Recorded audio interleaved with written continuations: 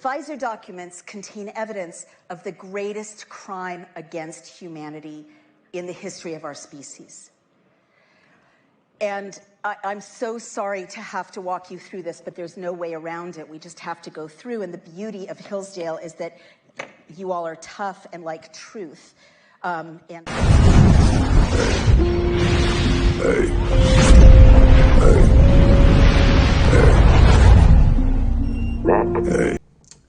How we held our standards when it comes to morality and our values, and who we elected into office, and who we gave power over us, and what we kind of, released as far as freedoms, in the name of safety and security. And we've been warned about this, conspiracy to bring in this surveillance state and this police state. And whether there was or wasn't a conspiracy for that, I think is neither here nor there. When you look at the state that we're in now, where there is no more such thing as privacy, I think you can say that we're walking into a new chapter, right? Where surveillance is the name of the game, where there is no privacy. In essence, the dissipation of freedom, where everything has to be politically correct. So we don't even have the freedom of speech, which kind of takes us back to, books like George Orwell's 1983, where they have the actual thought police. If you can control the way that someone behaves, control the way that someone speaks, in essence, you're controlling the way a person thinks. Eventually, you condition them, right, to accept what the status quo deems as right or wrong. Taking away that freedom of opinion, right? We're kind of falling into this place where the individual is disappearing, and it's all about the collective or the hive. Right? And within the hive, everyone has to think the same.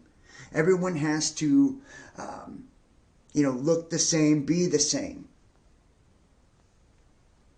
It's called inclusivity now, is what they're doing, is to make everyone feel included as one. We no longer celebrate differences, right?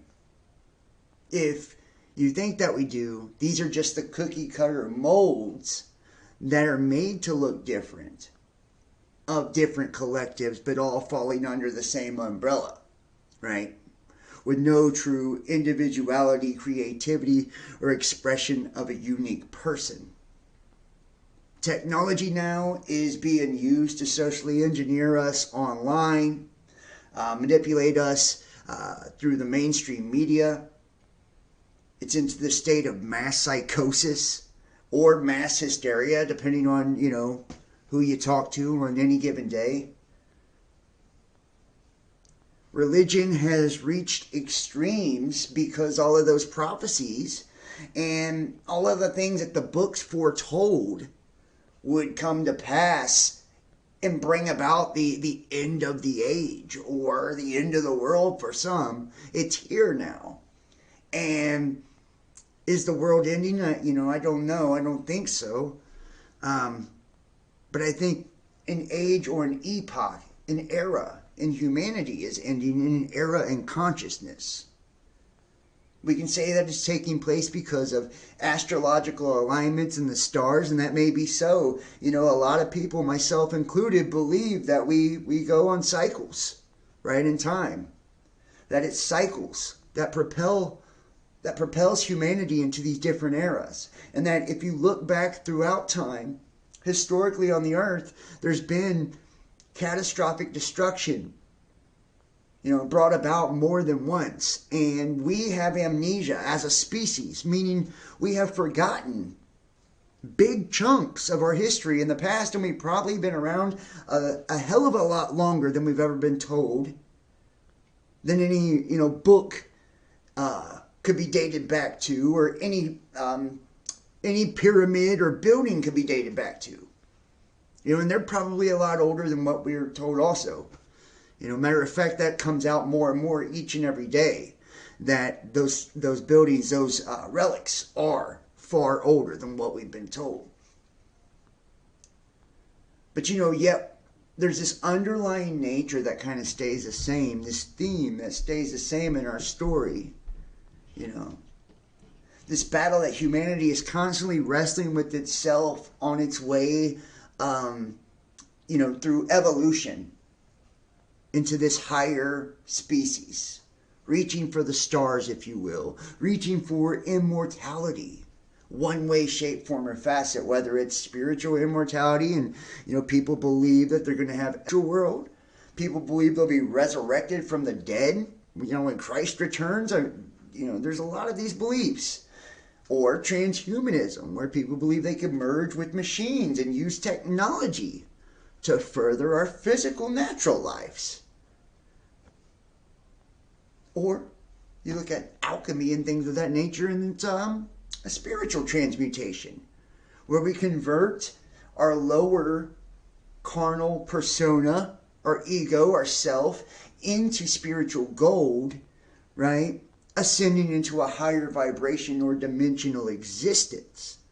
It's all on you on how you want to perceive it. But at the same time, it can be very scary for people to go through this. It's a confusing time. We have these very sharp and drastic spikes and drops in consciousness as we kind of try to catch our bearings on our way to something different. Now, see, the end of the Piscean age has come about, right? And now we enter into the Aquarian age, and this has been talked about by New Age cats, by people within the occult and the mystery schools. Hell, even religions talk about this too, just most people don't want to admit that they do because they're incredibly dogmatic. And we have even seen things prophesied like in Apocalypse, which is a revealing of information. The Bible even talks about knowledge increasing in the last days. And I mean the last days of these cycles. And I think it's scary for people because we see things shift in a drastic way. And I've talked about this before, that sometimes we have to be given what we don't want in order for us to kind of push back against it and go towards something we do. And I believe that plays out not just on personal levels that we learn throughout our life. And, you can watch my astrology videos and my tarot readings. I talk about this all the time. Pushing away from things you don't want. That way it'll push you towards something you do. Right? It's crisis, right, that stimulates this growth and makes us evolve a lot of times. And you can look through history and see that every time, historically, even if a lot of it was staged, or even if a lot of it was propaganda, or a lot of it was programming, it doesn't truly matter, because in the collective psyche, that's kind of what happened now with humanity. No matter what the real truth was, that's what people believe happened, so that's what happened. It's only existing as a memory to us, our history, right? And our history is what shapes us forward. And you look at world wars and the atrocities that took place during these world wars, these stories, these themes that we were fed, right, in order for these mass sacrifices to happen, And what are these sacrifices? These are people who weren't able, they were being forced to change with that time, right? And they either refused to or weren't able to, and they didn't make it, right? And they were like weeded out spiritually, right? These culling down of the population, right? This thinning down of the herd, and stronger, better people emerged, and people that weren't tolerant of certain behaviors emerged because of these giant global catastrophes or conflicts that we had. And we've seen a lot of people come together too, different races, languages, nations, tongues. Each time we get a little bit closer, a little bit more mixed, and we learn from our mistakes of the past. And right now we're at this ultimate time where all of humanity is being tested in every possible way. Every possible way. Today we're going to look at a lot of those different ways. And we're going to talk about, what direction this could shift us into, and what it could mean for all of us as well. Here's the first story I want to show you. And this is like the dehumanizing side of things. And, we see these artificial wombs that are coming out now. We got CRISPR technology and designer babies. You know, and this is kind of feeding that idea of Aldous Huxley's Brave New World, right? Where these genetically modified humans that all have a caste system, if you will. So they're, you know, broken down into classes by their genes, you know, like A class, B class, C class, so on and so forth. Blonde hair, blue eye, brown hair, you know, brown eyed. And, you know, there is this there's no morality, there's no commitment, there's no marriage, there's no monogamy. It's all poly, right? In this new Brave New World, nobody is committed. Everybody is sterile, and the only ones that can have children are made in test tubes. And then, however you're made and developed, that's how you'll look. So you can tell who they are based on their look, and everybody in their group, their collective, looks the same. Has the same traits, the same genes, same characteristics, right? And that's all they'll ever be able to be in their life, right? They're genetically altered to be that. Sound familiar? How people are conditioned, right, to be something, or trained to be something, you know, in families too. Cop after cop after cop, if you're cops in your family, or so on and so forth. And it's like never breaking the mold, you know? And it's, a lack of love, right? Lack of morality, right? Nobody falls in love in this world either, in Brave New World, you know?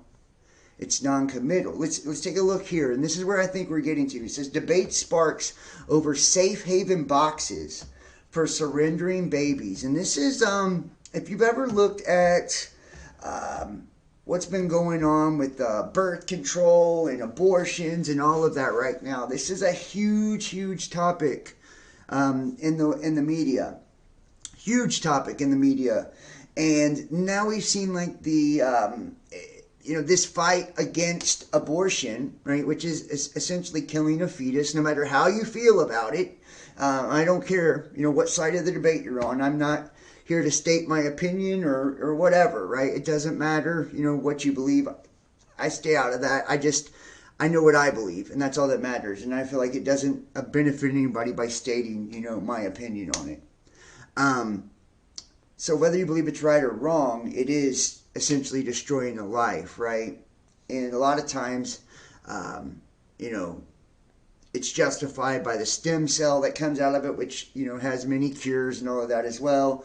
But that's only for the incredibly rich a lot of times anyways. Those are the people who have vested interest in it. And Planned Parenthood has turned into like these meat factories for babies, right? And if you can kill an infant, eventually you can kill an adult, you know, just like they have the euthanizing thing for the elderly, right? That a lot of people push for, right? It's essentially dehumanizing and making it okay to put someone down and kill someone, right? And it could be you know, but it starts with the babies, right? And now they have these things for people to surrender their child if they don't want them, to give them up for adoption, right? Mothers to surrender a baby without human interaction. Monica Kelsey founded the organization that makes the boxes already found in 10 different states. When a mother walks up to the baby box and let me know, guys, opens the door. Let me know, guys, if you can hear this. Let me make sure.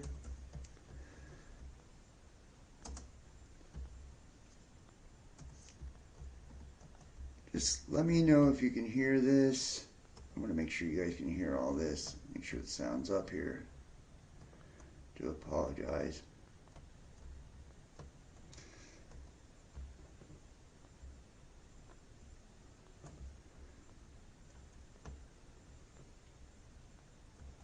Okay. Looks like we should be good. An immediate 911 call goes out. When she places the newborn inside, a second alarm is tripped. When she shuts the door actually locks. So the baby can only be retrieved from the inside of the firehouse.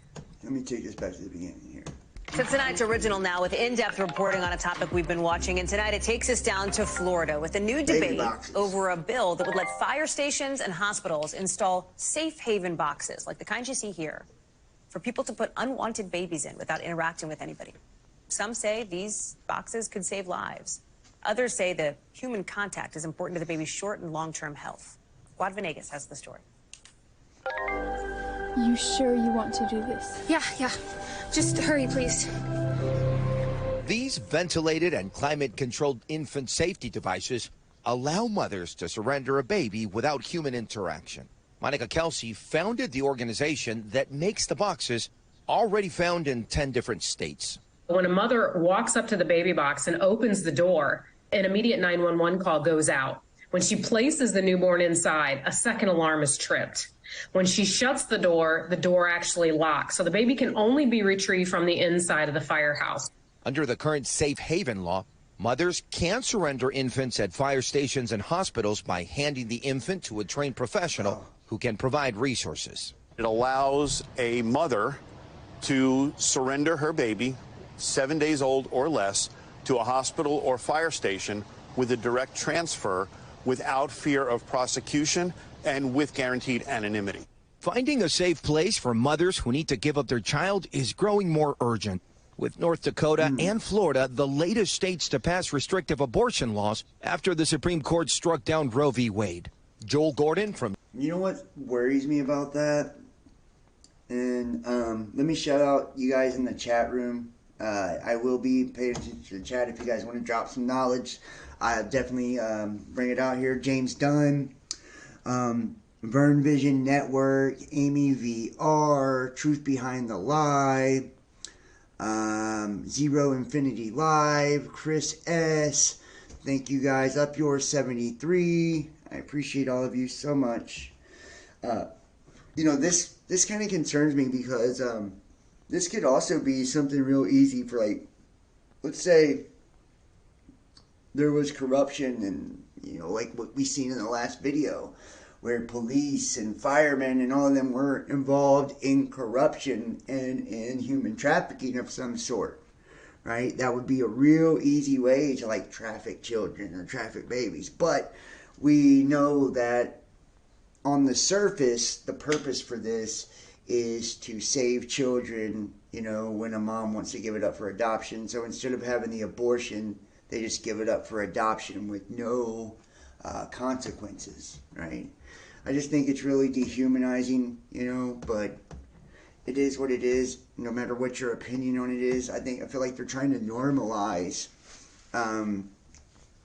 For one, they're normalizing giving the state control of the children, right? And we've seen this happen so much from the time your child goes into school now. And they don't just go to kindergarten, they go to Head Start and all of that. They're being conditioned by the state, right? And if you have assistance, right, like welfare or Section 8 or anything like that, the state is heavily involved in the parenting of your children. You can get in trouble with the state if you don't meet requirements, and they can make you take classes. They can even take your children, right? If you're in violation of the law, you get in trouble criminally, you can lose your children.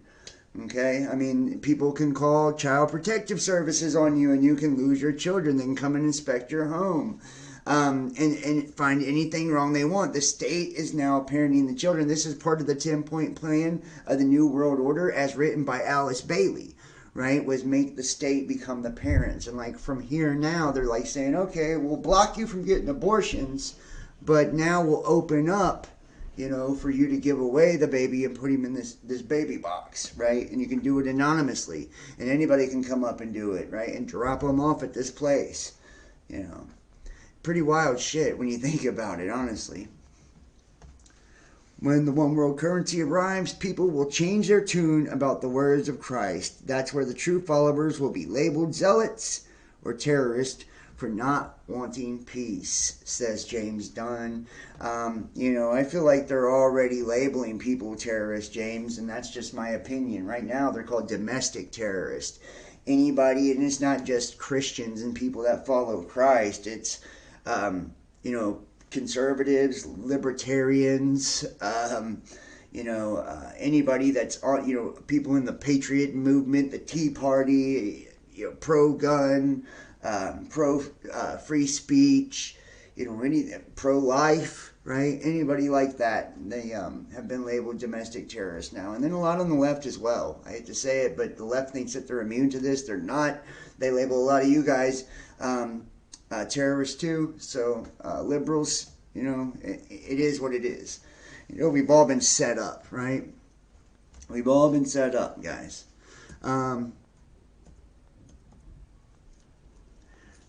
And this is wild. When Reverend Daniel Rehill performs exorcisms on people who says they've been possessed by the devil, and in a chilling interview revealed some of the scariest things he's seen. And let me see if I have this one. I have it somewhere. Which we're going to get into some. I got some crazy, crazy stories today for you guys. I mean, I'm not even playing. This is one of the weirder ones. But I've got some wild shit today. Exorcist saw possessed 5-foot nun crawl up wall like a squirrel and overpower 6 men. Reverend Daniel Rehill performs exorcisms on people who he says have been possessed by the devil. In a chilling interview, revealed some of the scariest things he's seen. Let me see. We're going to have to wait a second, I think, on this one so the ad can play. But the exorcist says a nun ran up a wall like a squirrel after demons took over her body. Reverend Daniel Rehill performs exorcisms on people who says have been possessed by the devil and recently revealed some of the scariest things he's seen. I would love to know what you guys, believe happened from possession. Do you believe that possession is possible? Demonic possession? Do you think it's the devil or Satan? Who do you think is responsible? Is it aliens? Are these people, tapping into something else? Are they just on drugs? I would love to know your opinion when it comes to this. Let's take a look, though, right here. Situation I've been in personally. There's one of the podcasts called Keyholder to the Church, and he knew he was possessed, and he was in early possession, so he knew he had a problem. And when I went into his house, the first thing he did was lock the front door. And he was a big guy. He wasn't a small guy. He was like 6'5" and well built. And I knew if he wanted to, he could have tore me apart any time. And my only concern was I just wanted to calmly get saved, because normally you go in these situations. Yes, you have to go in these situations on your own, and what will happen is that they give away like little telltale signs of possession, like they'll sweat a lot, or they'll have bright blue eyes or jet black eyes. But when that guy locked the door, telltale signs of possession, they sweat a lot, they have bright blue eyes or jet black eyes. You know what? I will say this: I have experienced the paranormal in the past. I went ghost hunting years ago. I got a demonic attachment. I do believe this stuff is real, and I have seen people that I don't know for a fact, obviously, but I believe I've had people in my life, and I've been around people that have had spiritual oppression going on, for sure, and influenced by, certain spirits or entities. If you've ever dealt with people that practice witchcraft, a lot of times you'll see that there may be like certain type of spirits or archetypes. Some of them are like, depending on what type of, demon or entity they're involved heavily with. Everybody has different things that they worship, right? And they all have different vibes to them. Some people have really sexual vibes, right, to the type of demonic power or influence that they're involved with, right? So there's a heavy sexual presence or sexual tension with the people, and everything with them has a sexual connotation. There are others that it's more violent oriented, right? It's based in violence and, in blood, and so it all depends on the person you're engaged with. But I will say this, that I've seen some really dark things, and a lot of people that have demonic oppression, they're incredibly angry, or can get angry on, the drop of a hat. They're not very rational whatsoever, and it can almost seem like they're charged up or feeding off of, that tension, that stress, that anger, because they have something that's feeding off of it within themselves, right? It's demonic attachment, meaning some type of poltergeist energy, if you will, some type of, and we create these ourselves, right? There's, psychonauts. We, through psychosis, we externalize energy, right, within our minds.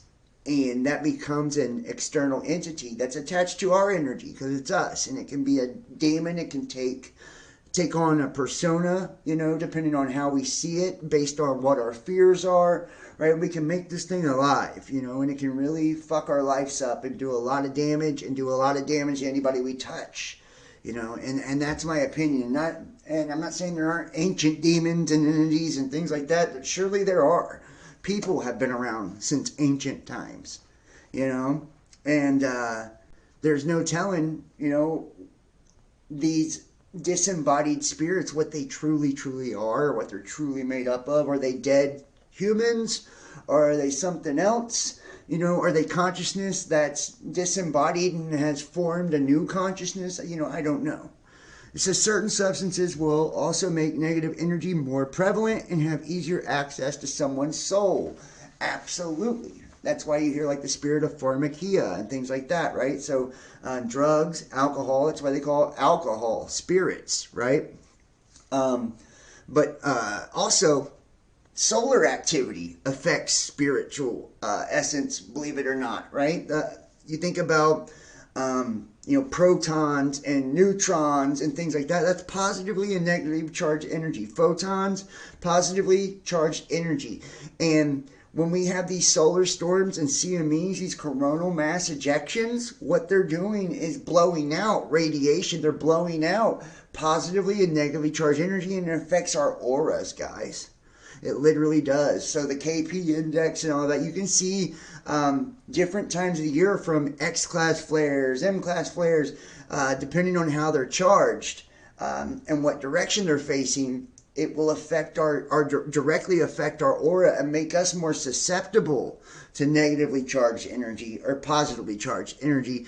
And a lot of people that practice witchcraft and spells wait for certain, you know, things to take place with the sun because that will make it easier for them to invoke more parasitic type of you know, energy into the realm or onto someone else. So yeah, and I study the fuck out of this stuff. You can take it or leave it when it comes to all this. You know, I don't expect you to believe anything I say.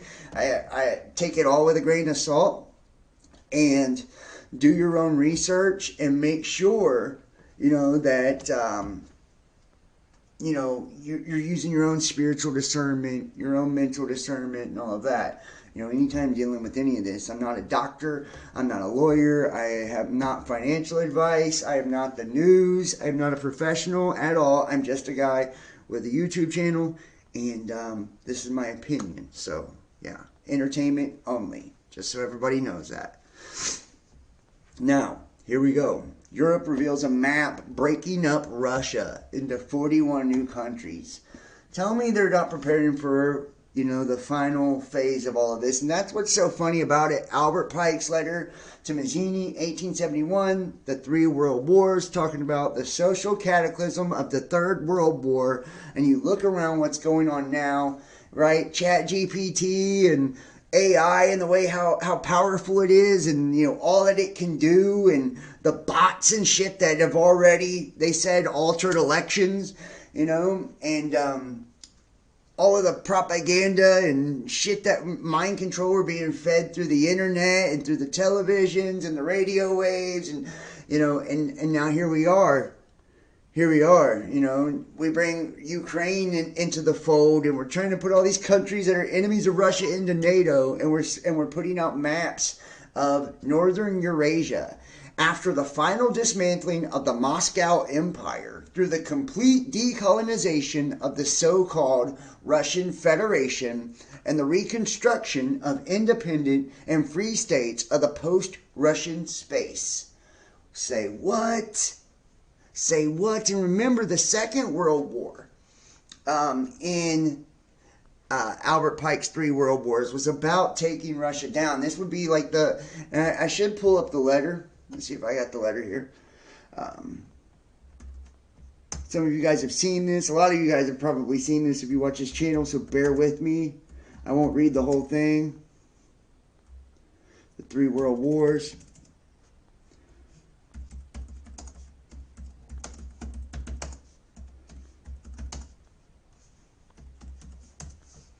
Here we go. Ah, shit. And there you have Illuminati right there, right? When it comes to the three world wars and shit. That's funny. He was the father of Freemasonry, Albert Pike was. So if you don't think that he knew what was going on, you're tripping, man. Here we go. Let's see if I got this right here. I think it's right here. This is the Internet Archive. And I've got such a good show for you guys, so stick with me. All right. The First World War. And this is the following letter, speculation claim that Albert Pike wrote to Giuseppe Mazzini in 1871 regarding a conspiracy involving 3 world wars that were planned in an attempt to take over the world. The Pike letter to Giuseppe Mazzini was on display in the British Museum Library in London until 1977. So that shows you how fucking legitimate it was. Okay, the letter has been claimed by many internet sites to reside in the British Library in London, which denies the letter exists. Giuseppe Mazzini was an Italian revolutionary leader in the mid-1800s, as well as a director of the Illuminati. Albert Pike, who was a historical Masonic figure, the father of modern-day Freemasonry, was a 33rd degree Freemason, an occultist, a Grand Master, and creator of the southern jurisdiction of the Masonic Scottish Rite Order. Following are apparently extracts from the letter showing how the 3 world wars have been planned for many generations. The First World War. The First World War must be fought or brought in order to permit the Illuminati to overthrow the power of the czars in Russia and making that country a fortress of atheistic communism. The divergences caused by the agentur, or agents of the Illuminati, between the British and Germanic empires will be used to foment this war.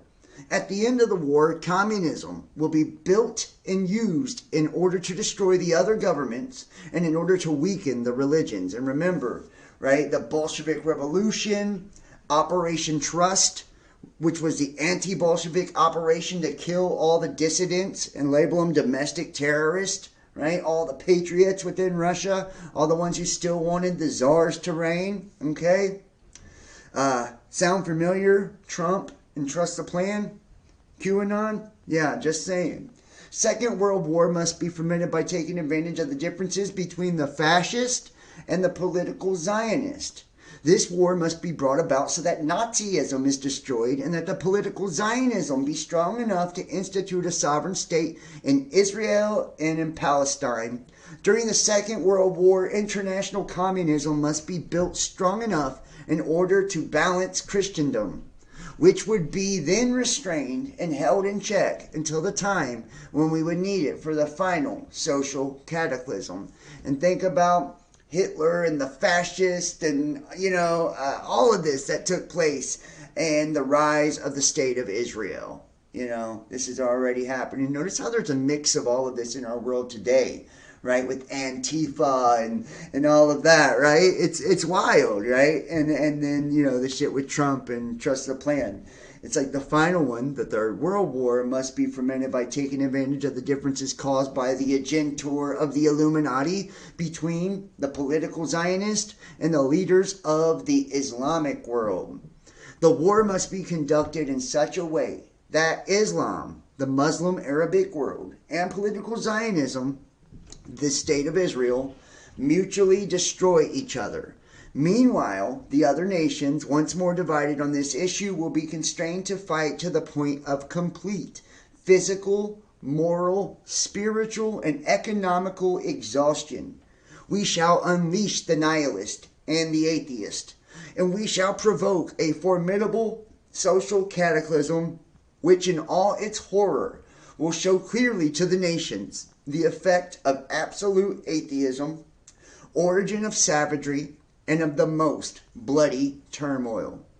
Then everywhere, the citizens obliged to defend themselves against the world minority of revolutionaries will exterminate those destroyers of civilization and the multitude disillusioned with Christianity, whose deistic spirits will from that moment be without compass or direction, anxious for an ideal, but without knowing where to render its adoration, will receive the true light through the universal manifestation of the pure doctrine of Lucifer, brought finally out into the public view. This manifestation will result from the general reactionary movement which will follow the destruction of Christianity and atheism, both conquered and exterminated at the same time.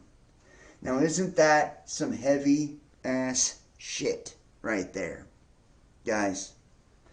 Notice they're saying that they would be divided, and this is the final showdown, right?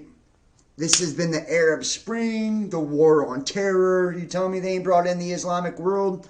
They have Iraq in the mix right now, Syria in the mix right now, you know, Saudi Arabia, right? We done Iran.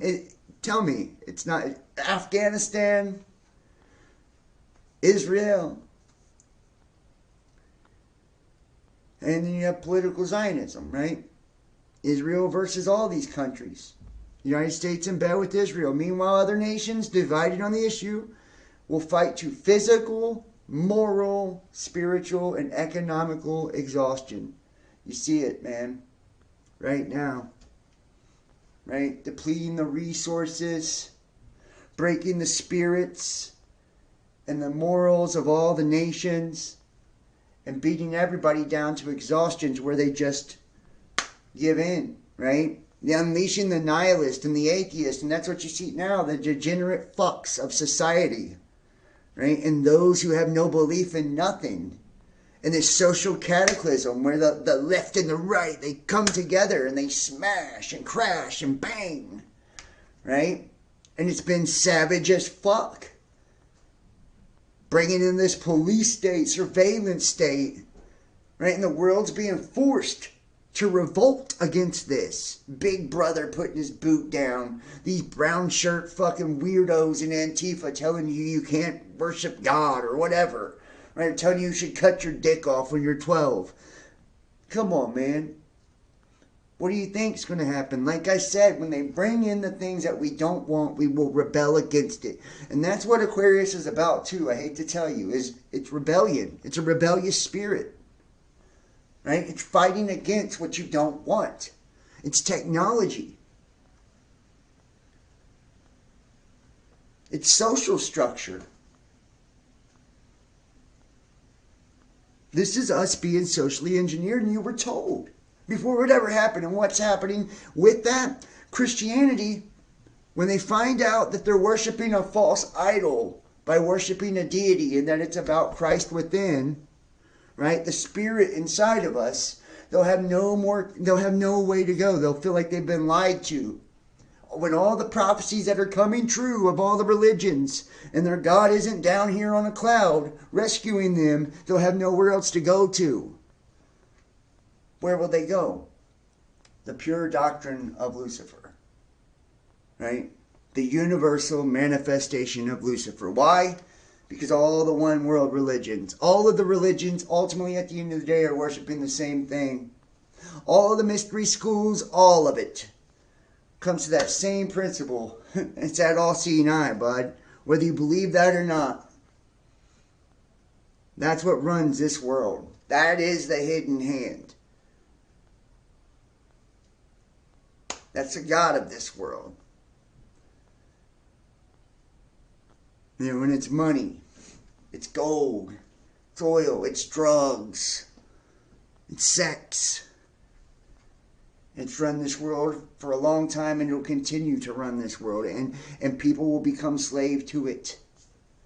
They already are, but they have no idea how high of a level the enslavement can come to. That's why you see all the religions coming together now, creating a one world religion through the Vatican and the Pope.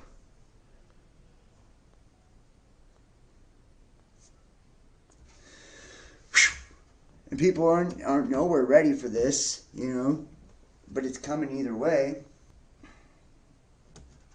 Oh, wait till we get into this, guys. This is fucking crazy. SPARS pandemic 2025 to 2028. The futuristic scenario to facilitate medical countermeasure communication. Yeah, that's right. They're already working on, where's it at here? The next pandemic. right? And you guys remember last time with the SPARS and all that shit for COVID, right? Remember it last time. See, we already covered this fucking months ago. Catastrophic contagion. Gates, Johns Hopkins, and WHO simulated another deadly pandemic, right?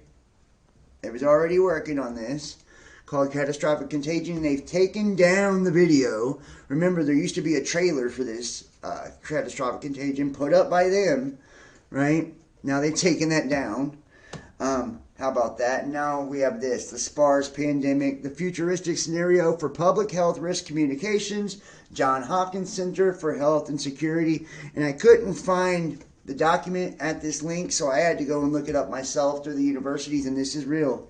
SPARS Pandemic 2025-2028, a hypothetical scenario designed to illustrate the public health risk communication challenges that could potentially emerge during a naturally occurring infectious disease outbreak requiring development and distribution of novel and or investigational drugs, vaccines, therapeutics, and or other medical countermeasures. They did prepare before and during COVID. They will also be ready for SPARS. Fucking crazy, man. It's crazy. And what's wild is they do this for all of it. I mean, there's exercises for fucking tsunamis. There's exercises for the Cascadia subduction zone. Every crisis and scenario that you can think of. Asteroids, comets. There is exercises for this. You know? Nuclear bombs. Zombie apocalypse. School shootings. Terror attacks.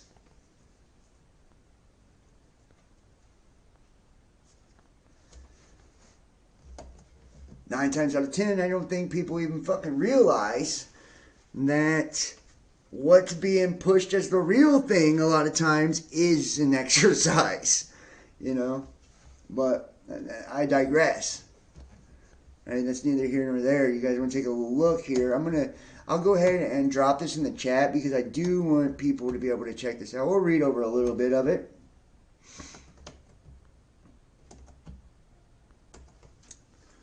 Hello from Panama City Beach, Florida, says James Newkirk. Oh, what's up? Hello from Cincinnati, Ohio. Donna Marie Farrell in the house. Carol Dryling in the house. Thank you guys. I appreciate all of you. Make sure you're hitting that like, that thumbs up if you're in the chat. That helps me so much. Okay, now let's take a look at the abstract here for the SPARS pandemic scenario. It says effective communication about medical countermeasures, including drugs, devices, and biologics, is often critical in emergency situations. Such communication, however, does not just happen. It must be planned and prepared for. Our mechanism to develop communication strategies is through the use of prospective scenarios, which allow readers the opportunity to rehearse responses while also weighing the implications of their actions. This article describes the development of such a scenario. The SPARS Pandemic 2025 to 2028. Steps in this process included deciding on a time frame, identifying likely critical uncertainties, and then using this framework to construct and to construct a storyline covering both the response and recovery phases of a fictional emergency event. Lessons learned from the scenario development and how the scenario can be used to improve communications are also discussed. And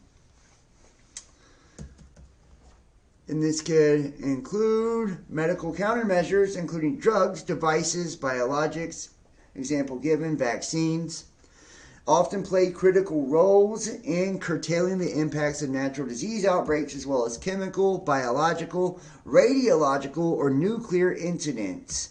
It is not uncommon for members of the public, however, to misuse or hesitate to take recommended MCM,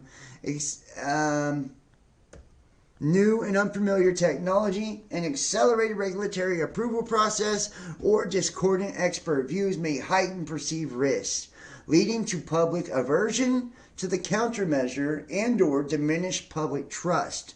and regulators or recommenders.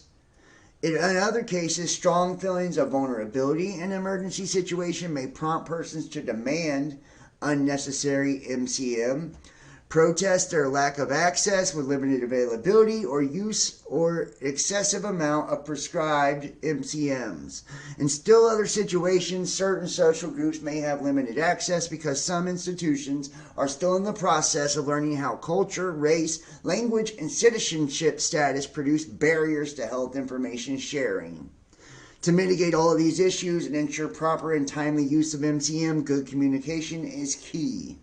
Damn, dude, this is crazy. So they're basically going through every goddamn benefits of scenarios and simulations and preparing for disasters and epidemics. It's a tool meant to prompt readers to imagine the dynamic and oftentimes conflicted circumstances emergency communication takes place by engaging readers with a rigorous, simulated health emergency scenario, providing opportunities for readers to mentally rehearse responses. Yeah, I wonder why they keep using that. To allow people to mentally rehearse. They go through the social media challenges and opportunities. Wow.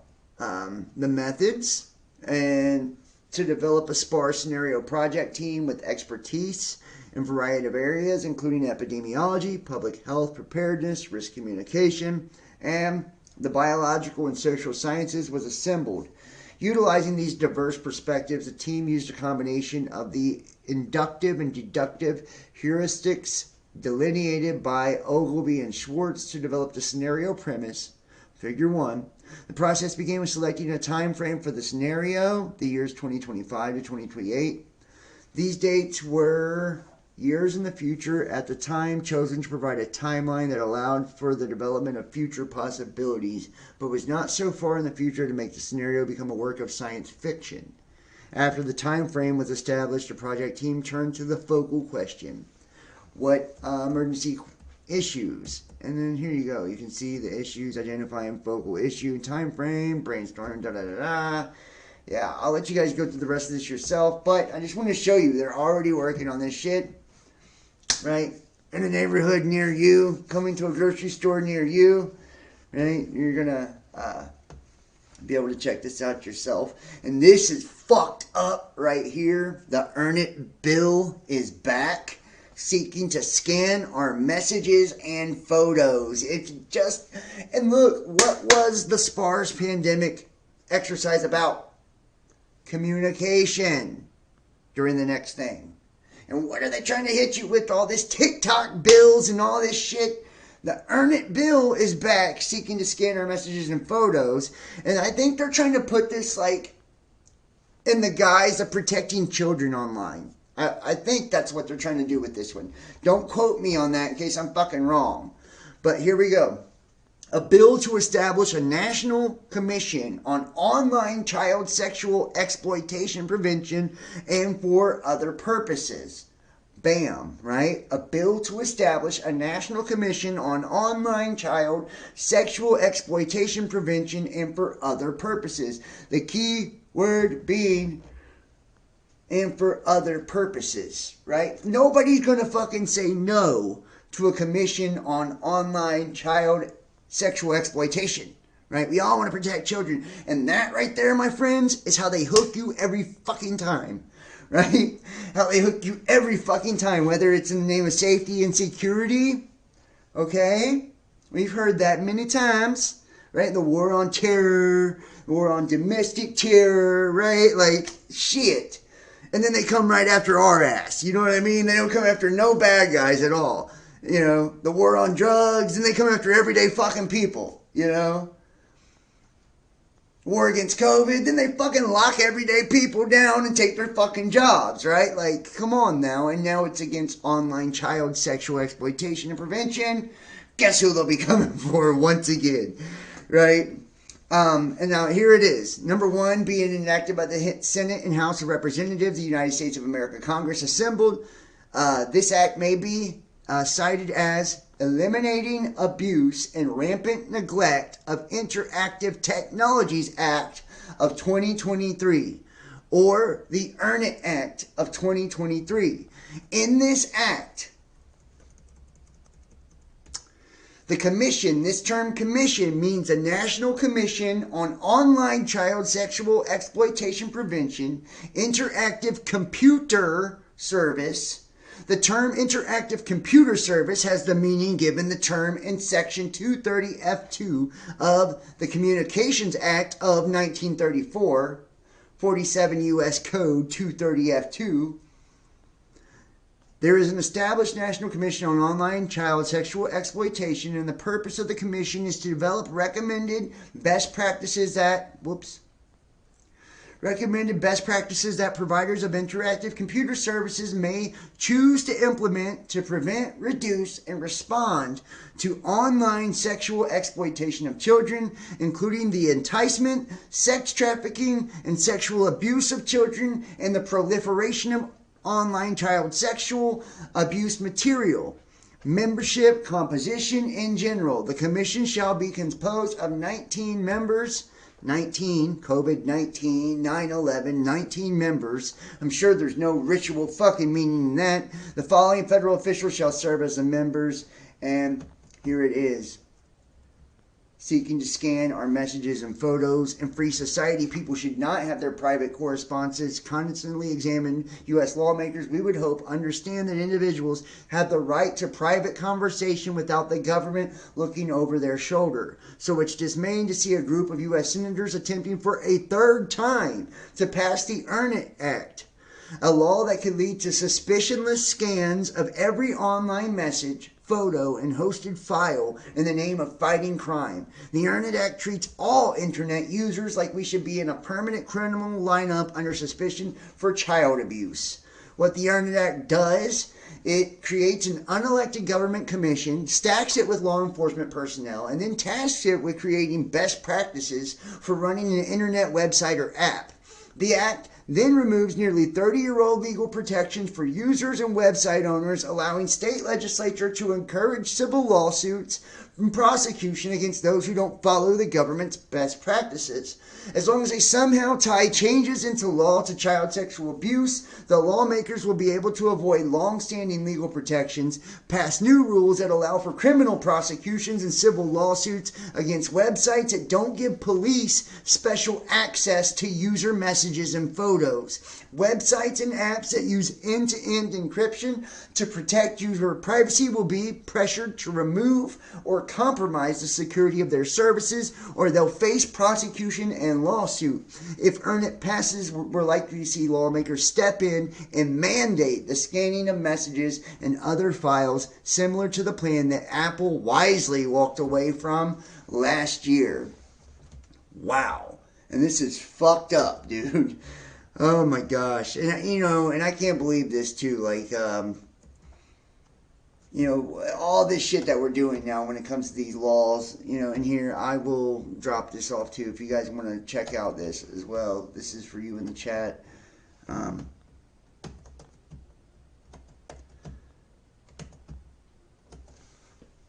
don't know how at this point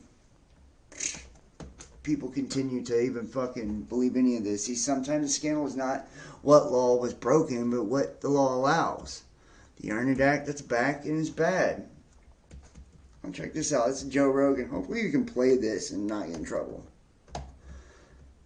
Dan Crenshaw posted about it. He thinks it's not that big a deal because he thinks that there's a lot of acts that get pushed and then they never get passed through. But what's disturbing is just the idea, the desire to do this, and the fact that imagine if it did get passed. I mean, it's just a fucking full-on assault on free speech.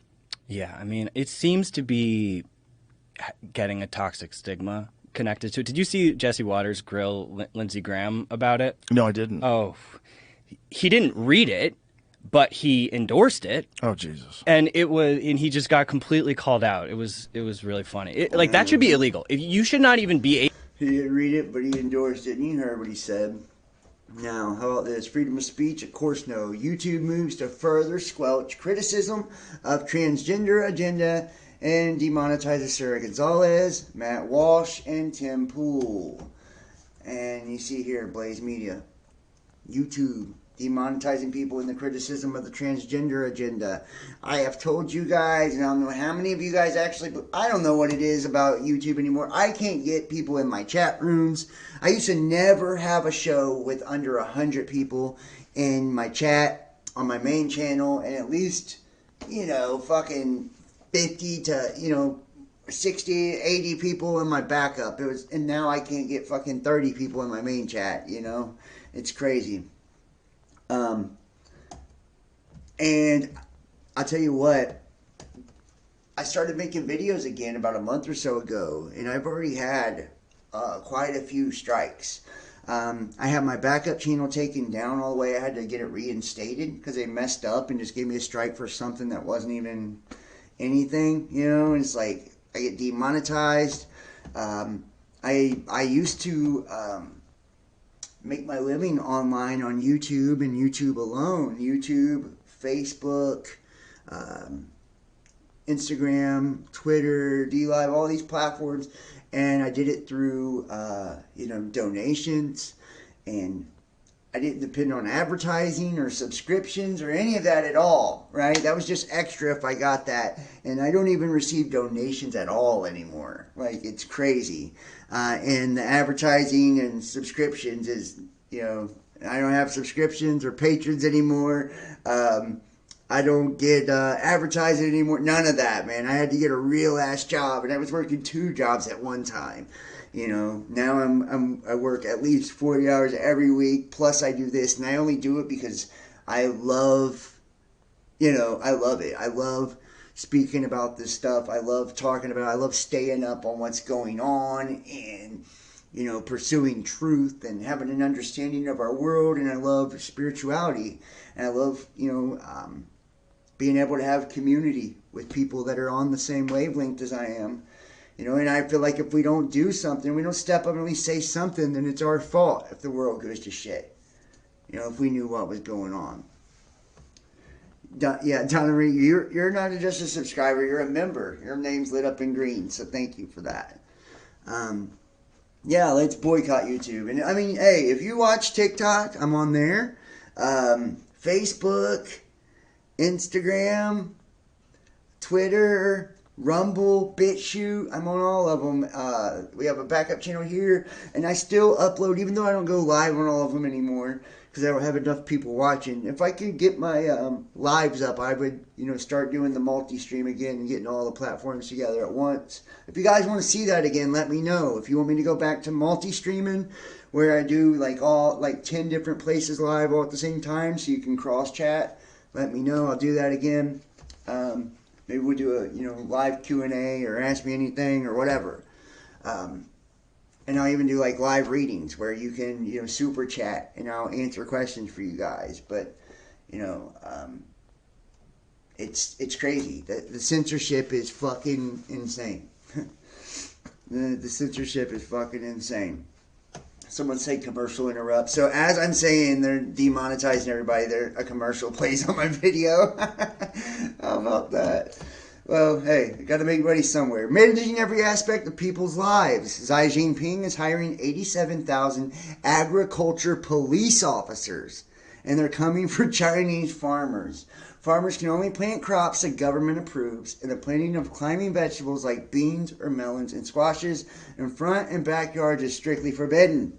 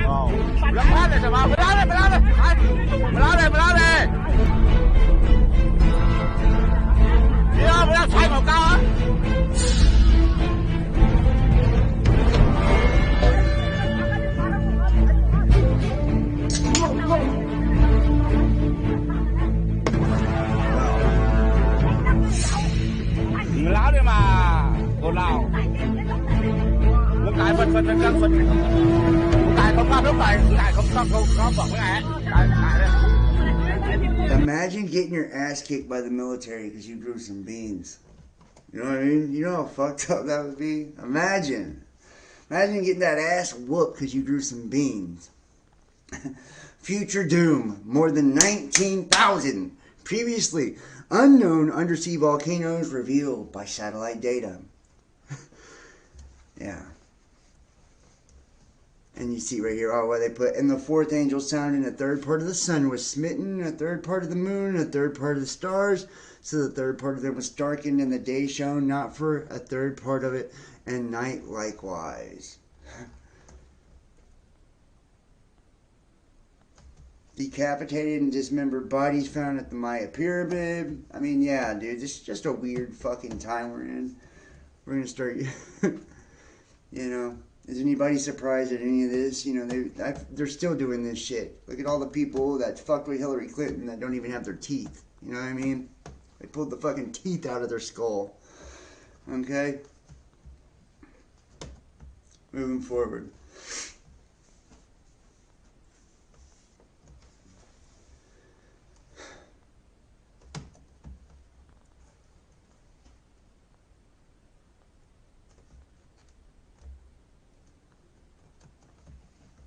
Here we go. Sorry, guys. We got, hopefully, Nashville Shooter Manifesto. 1 month later, they have rewritten it all again and are about to release it.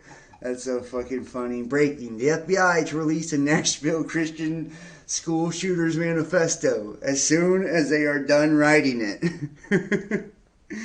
Oh, that's hilarious, dude. That's hilarious. I hope, hey, and everybody let me know if you can see me and hear me. I don't know.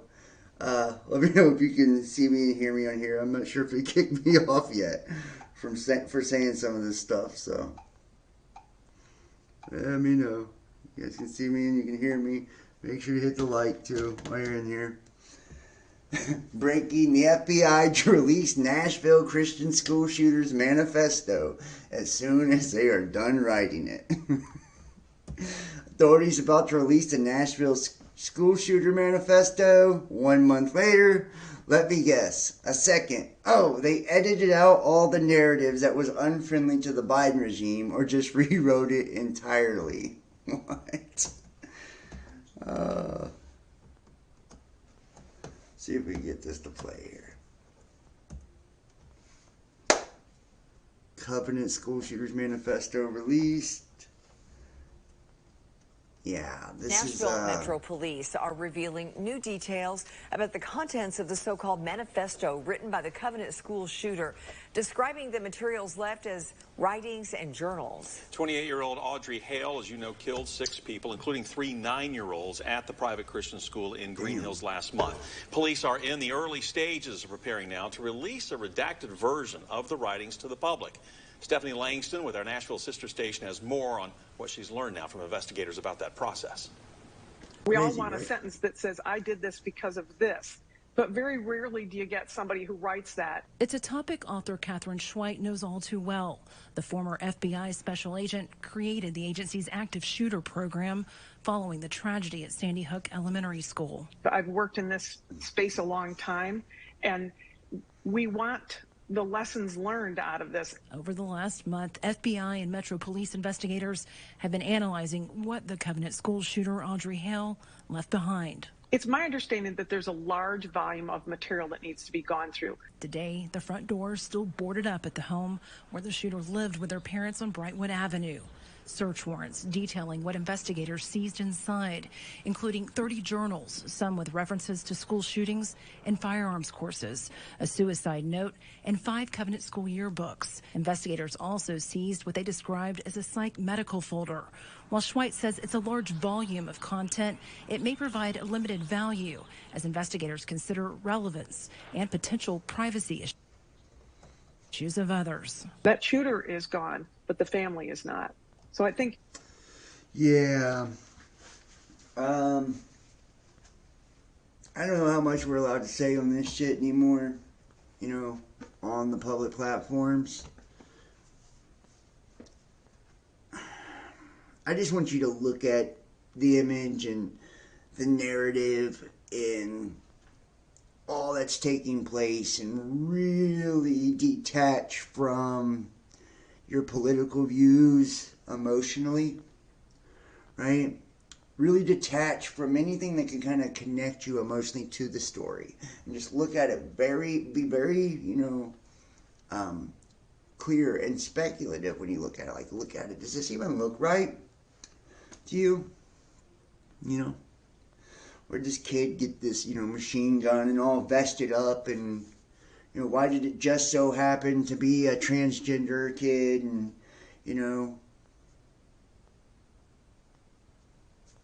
in just every one of these school events, how many exercises were taking place or going on at the same time, and you see the involvement of the lady from Sandy Hook, of all places, which was connected to Alex Jones and all of that.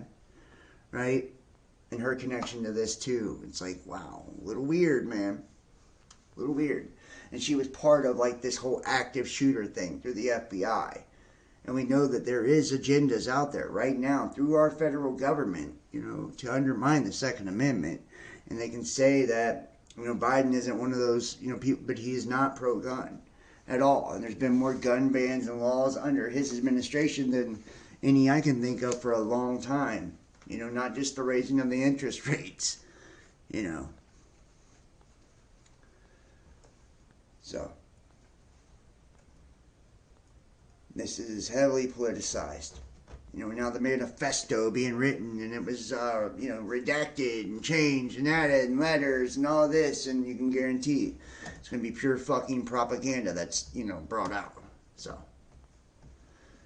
10 UFO investigators who died mysteriously under suspicious circumstances. Weird.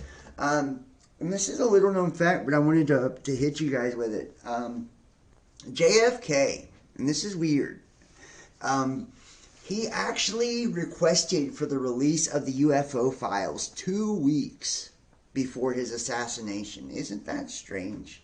He was denied by the then CIA director, right? And there was even a letter that was brought out after the fact talking about, him being denied and basically saying, it's along the lines of he needed to be taken care of, right? It was so weird. I did a video on it years ago. I wish I had this stuff right now. I'd flash back to it. That's why I need somebody. I would love a co-host or somebody to assist me with the show. Right, to help me with the editing, help me, do the show. I'm really trying to rebrand and start over and do new stuff. So I would love a co-host if somebody would like to get involved, or more than one person, or just do like a separate podcast from this. So hit me up if you're interested in that. Or text me or email me. The information's in the description box. And then here's the people. Ron Rummel worked Air Force intelligence agent. Years leading up to his death, the publisher of UFO journal Alien Digest. Ron Johnson, ufologist, worked for MUFON. John Murphy, direct UFO researcher, radio journalist, who just happened to be in Kecksburg when the famous incident, a UFO crash. Tony Dodd, John Mack, Amy Livingston, Jim... And Dr. Carla Turner focused on the psychology and ethics of those alleging that they had been abducted, visited, probed, and tormented by extraterrestrial beings. Ted Rice on Spotify goes into this depth. Ted was threatened himself and hid for the last 20 years, but now he's talking. Now he's talking. So Ted's talking now, y'all.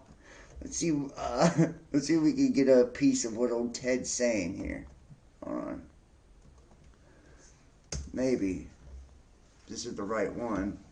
It's not available. How about that? So, yeah. Well, we won't be listening to what Ted's got to say on the show, but, you see it, so. Wait till I show you some of this other shit. This is wild, man. Here, I'm going to drop this in the chat for you guys if you want to check out this list of people. It's on you.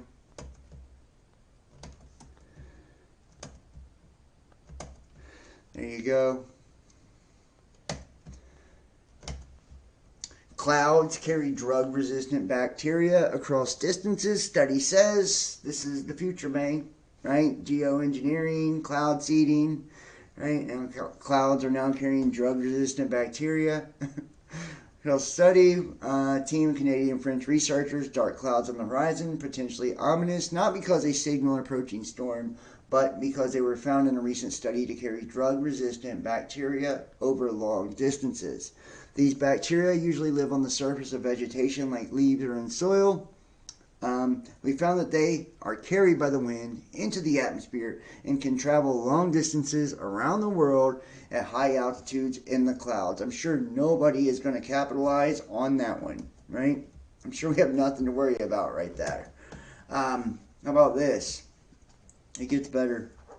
It's so much better.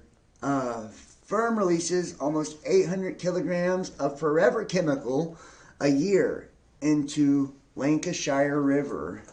Environmental agency finds very persistent, mobile, and toxic PFAs in effluent legally discharged near Wyre Estuary. A chemical company releasing large quantities of a forever chemical described as being very persistent, mobile, and toxic into the River Wyre in Lancashire each year and is not breaking any rules.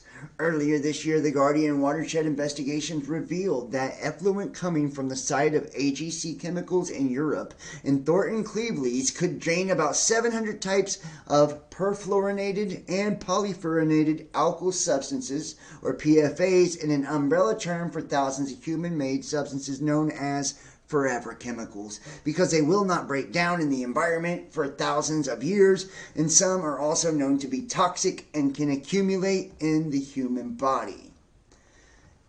They've now released its evaluation of PFAs known as EEA and NEH4 and said it was very persistent, mobile in the environment, as well as toxic. How about that? So, it just gets better and better. Executive order on authority to order the ready reserve of the armed forces to active duty to address international drug trafficking. And I'm not making this fucking shit up, dude. This is crazy, man. Authority vested me, the president, The emergency authority to provide additional authority to the Secretary of Defense, Secretary of Homeland Security to respond to national emergency declared in Executive Order 14059. Authority under Section Title 10, U.S. Code, invoked and made available according to its terms. And it says that the National Emergencies Act, and in further Executive Order of 14059 on December 15, 2021, imposing sanctions on foreign persons involved in the global illicit drug trade, which declared national emergency to address the unusual and extraordinary threat to national security, foreign policy, and the economy of the U.S. posed by international drug trafficking, is hereby ordered as follows. And it goes on. And now they can ready the reserve and armed forces to active duty for international drug trafficking. They've been setting this up, man, so they can connect any goddamn leader, any fucking country, and any person to this through the war on drugs. They're ramping this all back up, and they can bring in the military and use it as an asset in this as well. Okay? An ominous heating event is unfolding in the oceans. Average sea surface temperatures have soared to record heights and stayed there. To call what's happening in the oceans right now an anomaly is a bit of an understatement. Since March, average sea temperatures have been climbing to record highs. How about that? And this is like, all across the globe right now. Denver residents could earn $1,000 masturbating as part of orgasm advisory job. Hey, I can't get a donation on YouTube, and I can't book a tarot reading, right? And I can't get a raise at my job, but I can definitely do this. I can do this. A new job being pitched in Denver has completely changed the meaning of self-employed. $1,000 a year position masturbating with free sex toys as a member of Love Honey's new orgasm advisory board.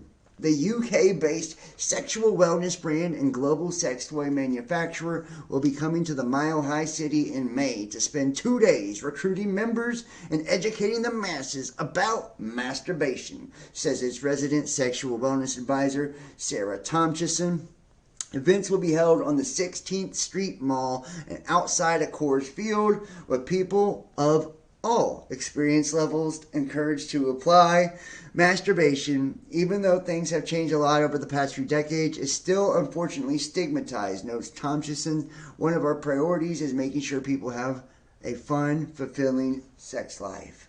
Love Honey's main focus for the event and the Orgasm Advisory Board is to promote the benefits of masturbation and find ways to make the sex-related products it sells even more pleasurable. There are so many benefits to masturbating, whether it be stress relief or to have better sleep, she says. When you masturbate, you get more comfortable with your body and learn more about your body. You have better sex and better understand what turns you on. So, there you go, guys. Hit Denver, you know, if you're trying to make an extra $1,000, hit Denver. I'm thinking about it, right? If somebody's going to Denver from Cincinnati, I need a ride. You can give me a ride. Sweden, building the world's first permanent electrified roads for electric vehicles to charge while driving. Say, what? This is that whole electrification agenda. It's fucking worldwide now, man. Pods is your personal movie. Let me hit that. And it's the first of its kind. The motorway may lead to an expansion of further than 3,000 kilometers of electric roads in Sweden. Nice. Here we go.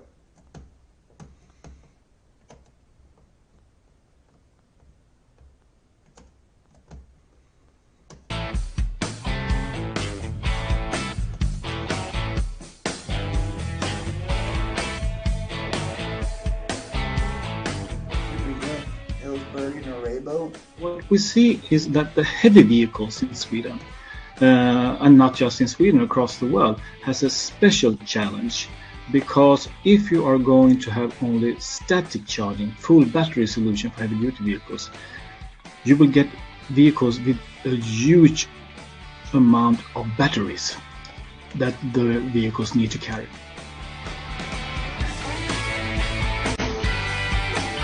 Electrified roads.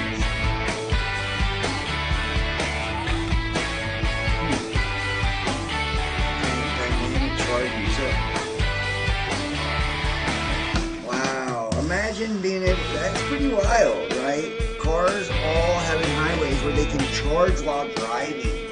Electrified roads, charging while driving. This is like the fucking Jetsons or something, dude, except they were flying and Jetsons. But you get what I'm saying. Now think about this though. Say that they have these electrified roads in your electric cars. Nobody's allowed gasoline anymore, right? We all have autonomous cars that can actually drive for us. There are two types of electrical system. One that that's like a pantograph that.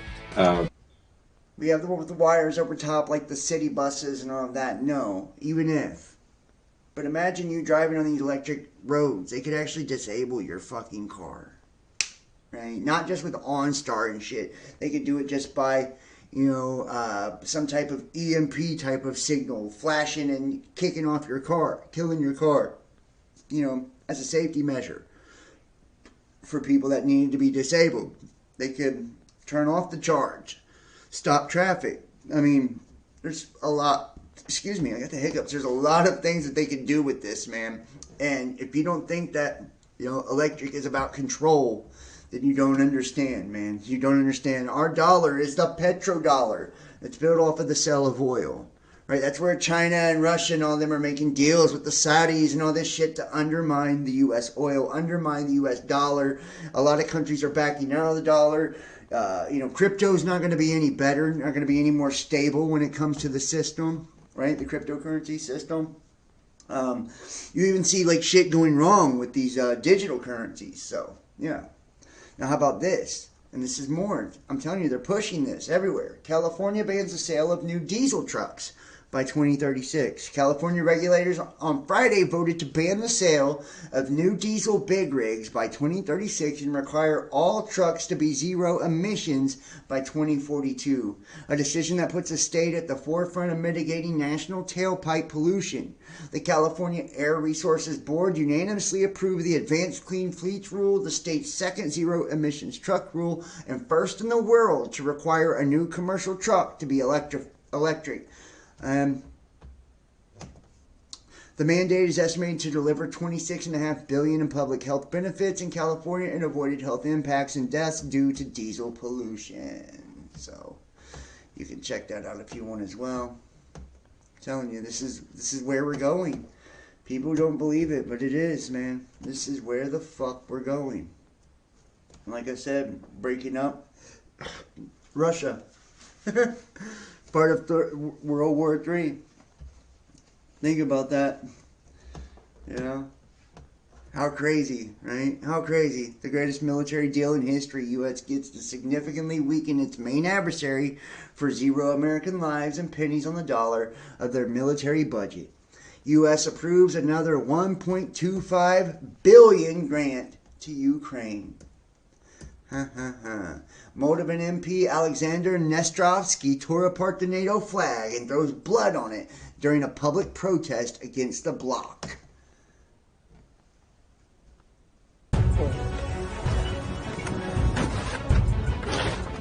Anti-NATO protests. Wow. That shit, man. Pro-West Moldovan president struggles amid war. Massive anti-NATO protests ripped Ukraine's neighbor, Moldova, amid the war. They're calling it Hado. Hado. Oh my god, he tore apart the NATO flag. He said, fuck you, Hado. And doused it with blood in a public protest against the bloc. Fuck you, Hado. He claims that the blood symbolizes the blood of children.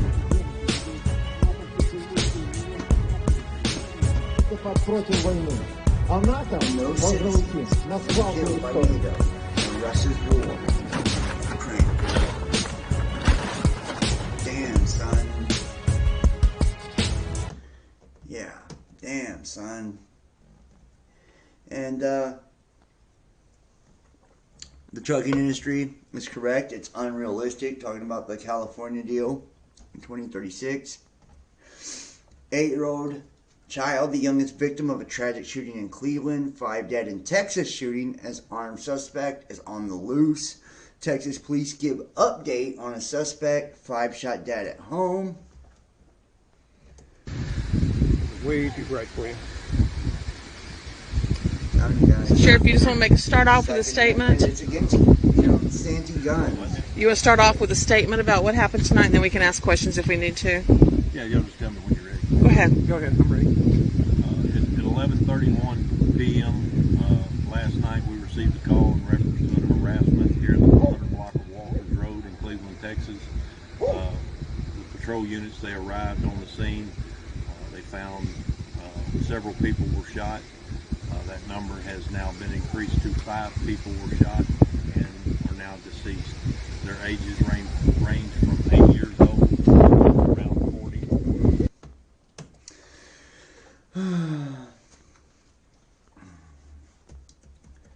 And, yeah. Dr. Naomi Wolf on the contents of the Pfizer documents. And, okay, I have the video for this. I don't know how much of this I'm going to play, but I'm going to play it from my actual computer because I want to be able to... Yeah, okay.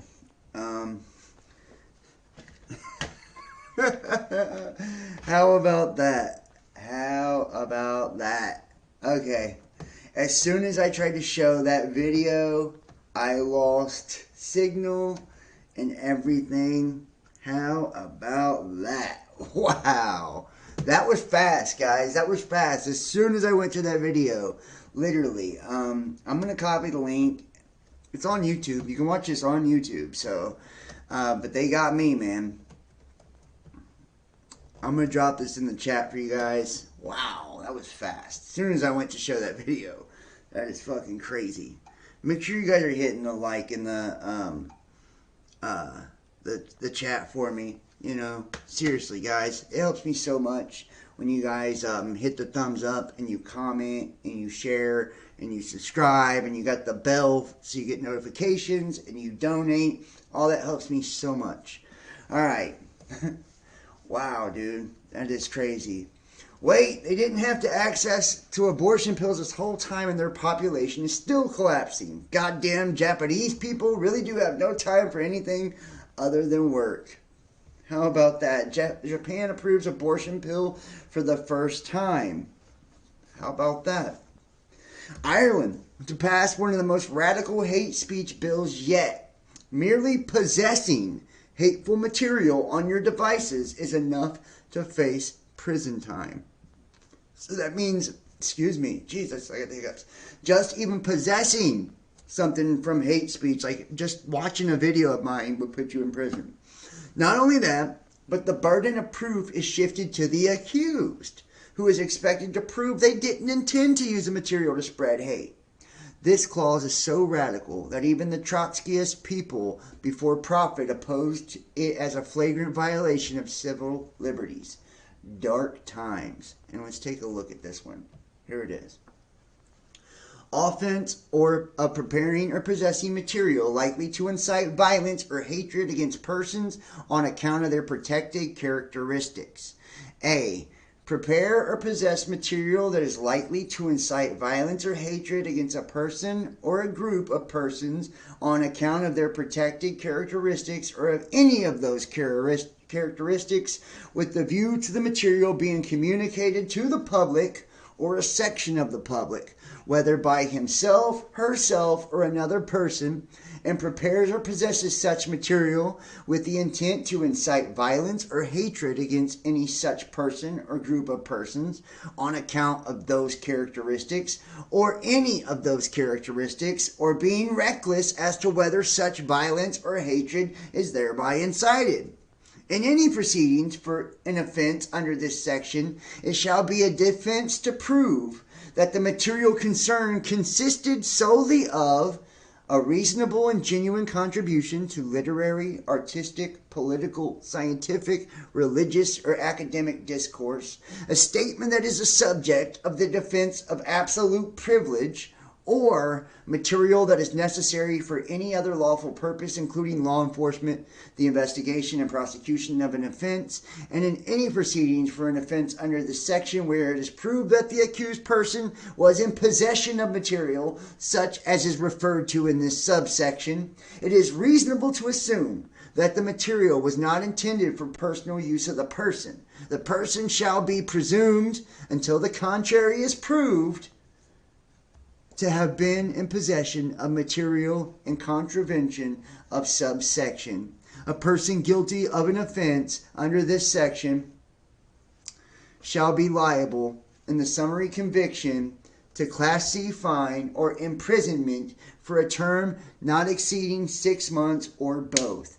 On conviction or indictment, the Class A fine or imprisonment for a term not exceeding 2 years or both. You gotta be fucking kidding me. Wow. You have got to be kidding me. The war on drugs has been officially declared by the President of the United States. U.S. government war on fentanyl just means that they're going to take over and increase distribution of it. See the original war on drugs and the war on terror for examples. Wow.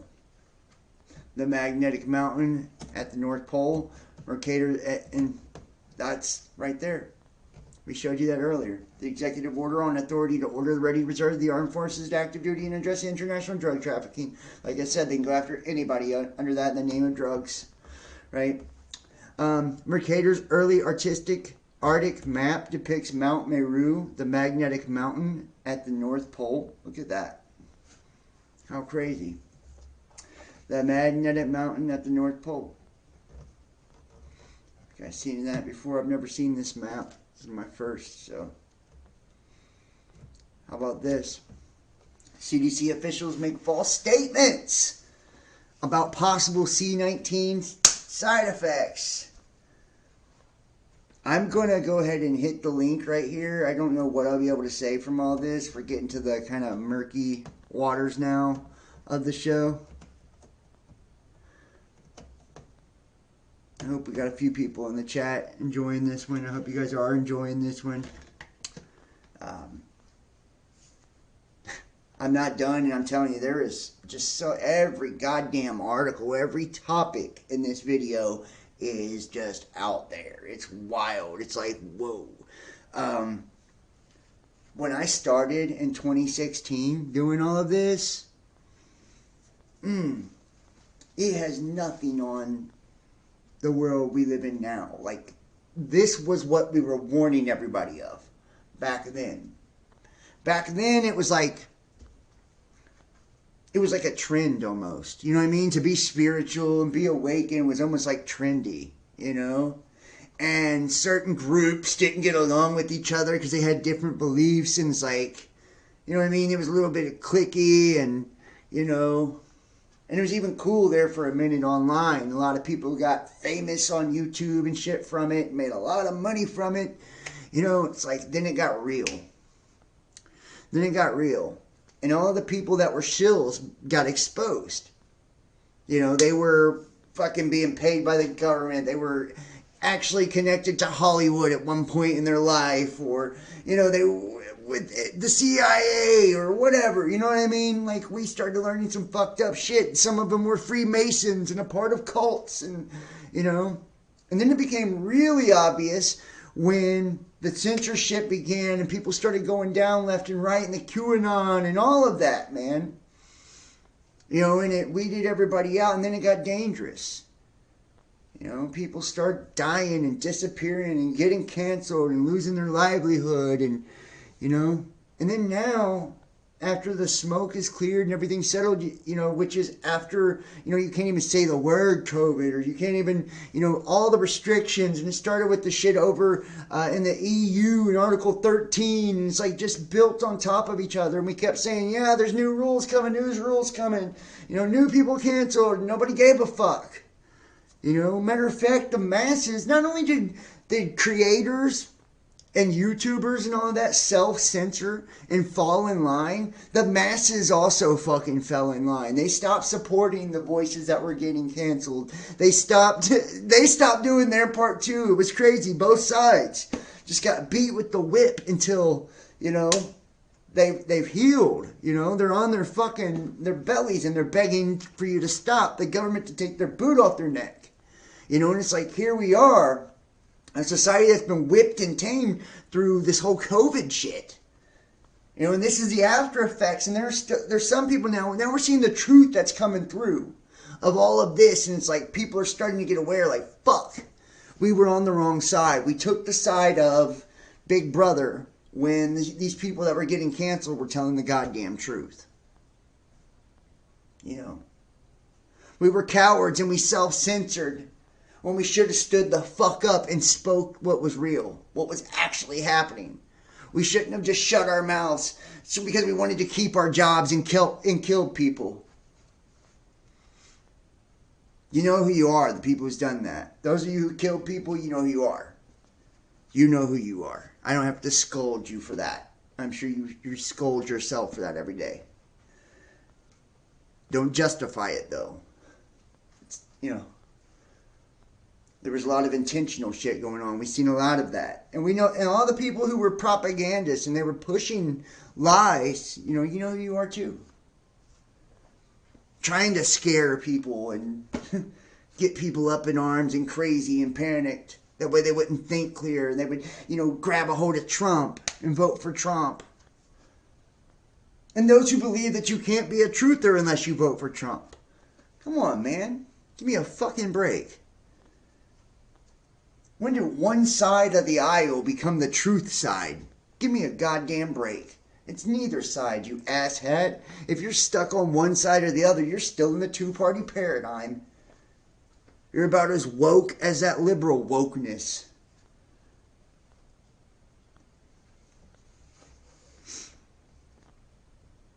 Yeah, Zero says his main channel got, hell yeah, it did. You know how many channels I lost? Not even funny, man. Still haven't recovered. You know, I've been fucking killing the videos lately. I can't get a couple hundred views. And now it's all come out.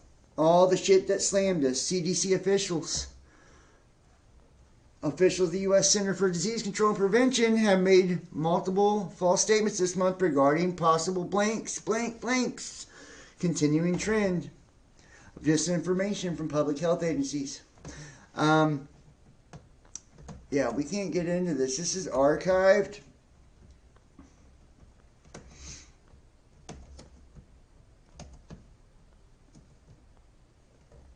I want you guys to go read this. I want you to go check this out. We do not know the names of the victims yet. All the victims were from the Honduras. From Honduras? And the ages were 8 to 40, you said? About. We know that the youngest one was in fact 8 years old. And we believe the oldest one is about 40 years old. There we go. Sorry about that, guys. All right, but here you go. Go look at that. Whistleblower mysteriously disappears after vowing to testify against the Biden family. A whistleblower has mysteriously disappeared without a trace after coming forward with information about Democrat President Joe Biden and his family's business dealings. He reported to the federal agency that he had information regarding nefarious dealings by the Biden family. However, the FBI reportedly never followed up with Luft or his claims. The information that Luft gave to the FBI apparently runs parallel to and possibly even corroborates the content on Hunter Biden's infamous laptop. Luft's testimony would have been especially significant since Hunter's laptop was not public knowledge in 2019. Nevertheless, rather than investigate the claims, the Southern District of New York instead issued an arrest warrant and extradition request against the whistleblower. Almost 4 years after approaching the FBI, Luft was arrested at an airport in Cyprus on February 16th on his way back home to Israel. He was arrested on a series of eyebrow-raising charges related to arms trafficking and espionage. Luft commented on the situation on Twitter and accused the federal government of persecuting him to protect the Bidens. Quote, I've been arrested in Cyprus on politically motivated extradition requests by the U.S. The U.S. claiming I'm an arms dealer. It would be funny if it weren't tragic. I've never been an arms dealer. The Department of Justice is trying to bury me to protect Joe, Jim, and Hunter Biden. Shall I name names? Woo. Please do. Please do. We all want to hear names. We like names here. Yeah. Is that even fucking... Oh my gosh. At this point, like, does anybody, are you surprised? No, you're not, you know. No, you're not. Oh, Congress needs to remove its authority that it gave the ATF and disband the ATF. How many guns has the ATF lost? Gentleman yields back. Gentleman from Florida is recognized. How many guns has the ATF lost? I'm not sure I understand the question. Is it a difficult question to understand? Well, I don't know if you're referring to any particular incident or time. How many instances should we be looking at where you've lost guns? So if what you're referring to is what happened at the National Destruction Branch, no guns were lost. They were stolen by an individual who's now in prison. Right. Who was not an ATF employee. But there were recommendations made on what you should do so that you don't become the victim of the theft, and the Inspector General saying you're not following them. I'm quoting directly from the Inspector General's report. Thousands of firearms parts, and ammunition had been stolen from the ATF. So you gave testimony that the brave ATF agents are the ones showing up at 2 in the morning after a burglary, but it seems as though in this case you were the one burglarized. Why have you not followed the recommendations of the Office of Inspector General so that I'm just going to say this and I'll leave it at that. I don't think they're being stolen or burglarized. I think they're selling the guns, right? Funding arms in some way, you know, whether it's gangs or who knows, man. Who knows? It's a sad day for Canadians. Bill C-11 has become law today. Here's a good description of the Dystopian Online Streaming Act.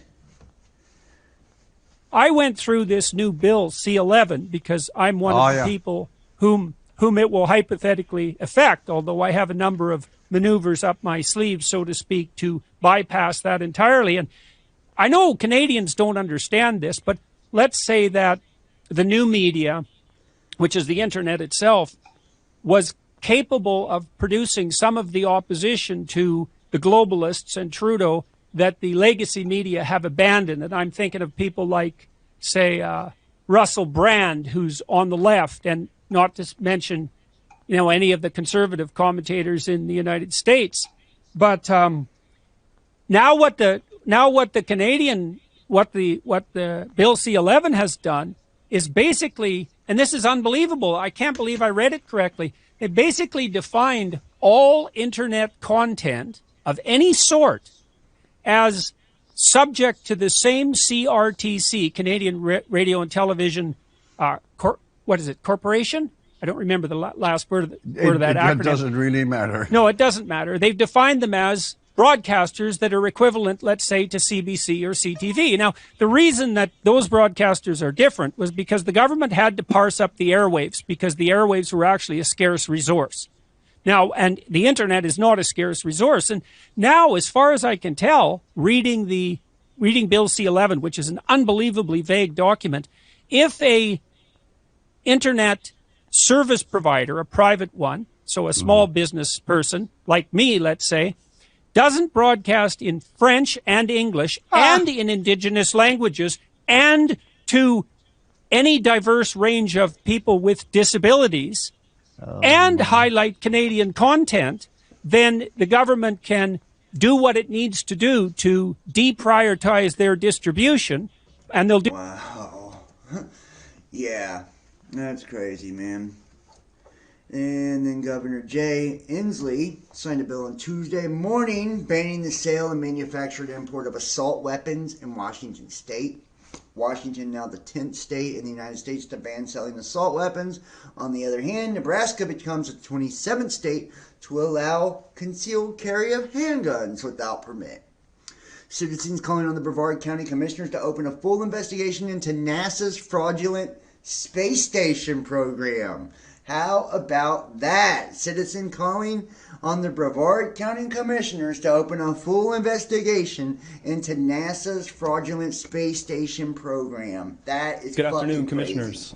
Today I'd like to bring to your attention a potential fraud on an enormous scale happening in your county. There's now clear evidence of NASA using numerous methods to grossly mislead the public about astronauts being on the International Space Station. During interior ISS scenes from NASA's own live feed, the use of wires, harnesses, green screens, and virtual reality have been detected to achieve the appearance of a weightless environment. Examples of this include astronauts fading in and out of the screen, green screen glitches, grabbing objects that aren't really there, pulling on invisible wires, getting tangled in their harnesses, and even astronauts appearing out of thin air. This begs the obvious question. If they're really up there, why are they using Hollywood techniques to fake the footage? Now, unfortunately, I can't show you these clips in here today, but I will be sending them to you. Outside the International Space Station, during spacewalks, air bubbles have been recorded on numerous occasions. How is it possible for air bubbles to be present in the vacuum of space? I once questioned astronaut Scott Kelly about this phenomenon. His body language and answers only created more questions. In 2013, astronaut Luca Parmitano nearly drowned during a spacewalk when his helmet filled with water. This happened again just last year.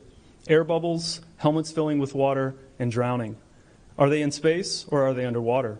Now, what's really interesting is that they trained for spacewalks in an underwater pool with a complete ISS replica.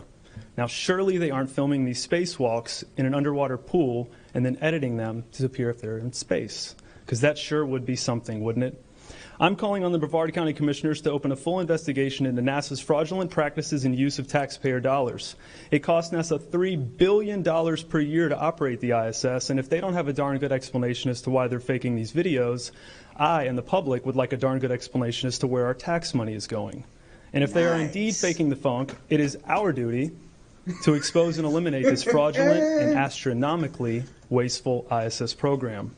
And look, I know what you're all thinking. The NASA is part of the federal government, and you're just county commissioners. Even if what I'm saying is true, what can you do? But let me remind you, not only is this happening in your county, as public officials, you have the platform and the ability to make a statement or hold a press conference, alerting the public, state, and federal authorities to investigate further. You have the power to start the conversation. Video evidence of everything I described today will be emailed to you all, and I truly hope we can get to the bottom of this. I look forward to the day that $3 billion annual budget is put towards our veterans, our homeless, maybe some of that mental health stuff the young lady just spoke about, and the revitalization of Brevard County. Wow. That was powerful, man. That was powerful, guys. And how true. You know, we've been getting fucking robbed by NASA.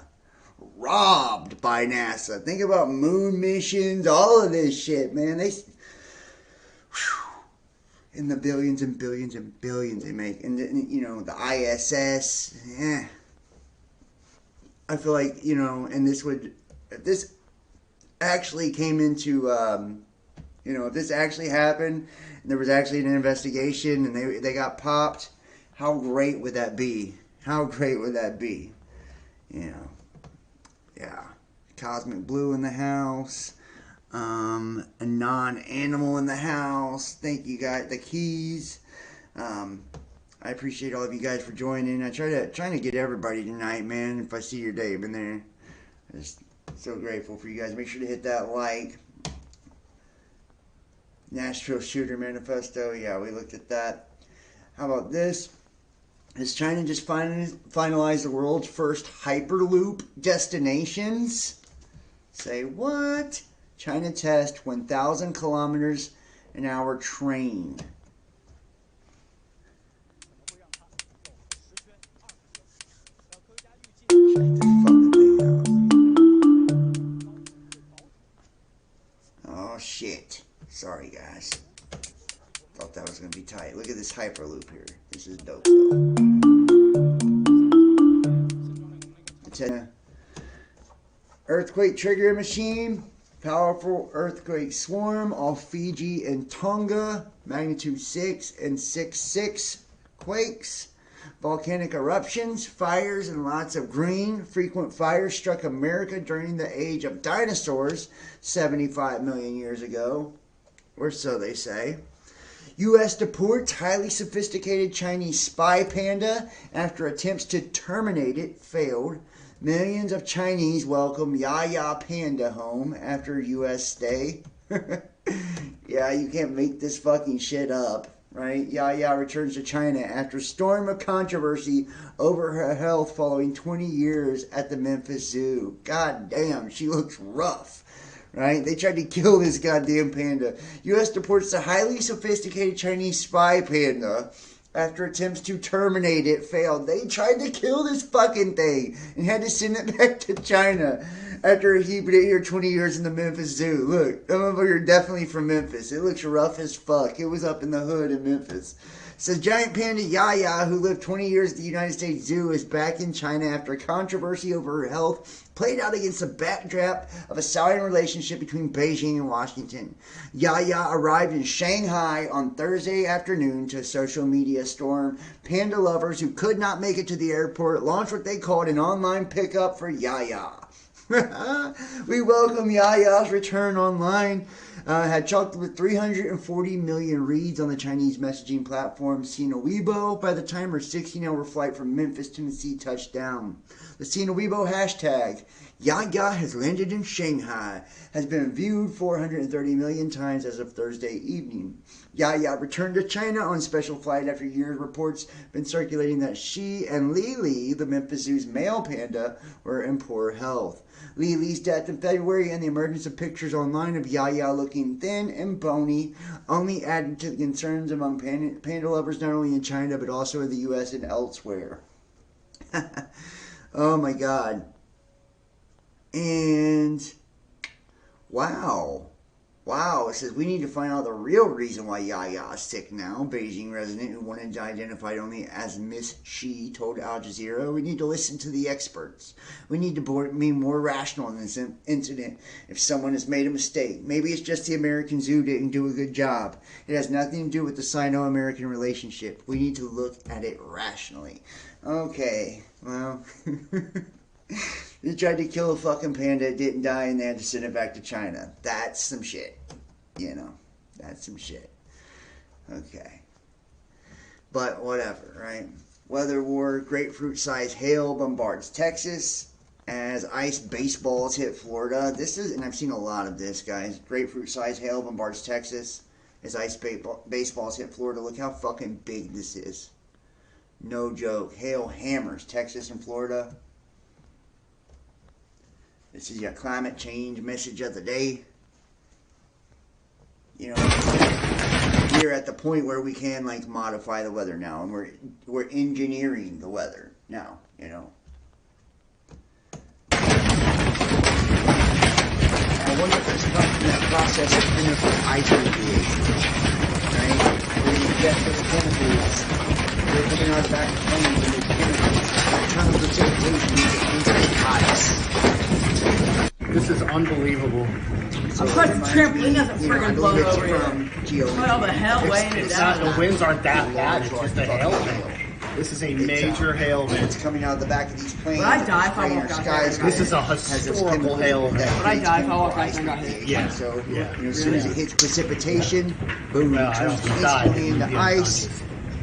Right and go. Those are baseball-sized hails mixed in with golf ball-sized hails. This is everywhere. This happens everywhere.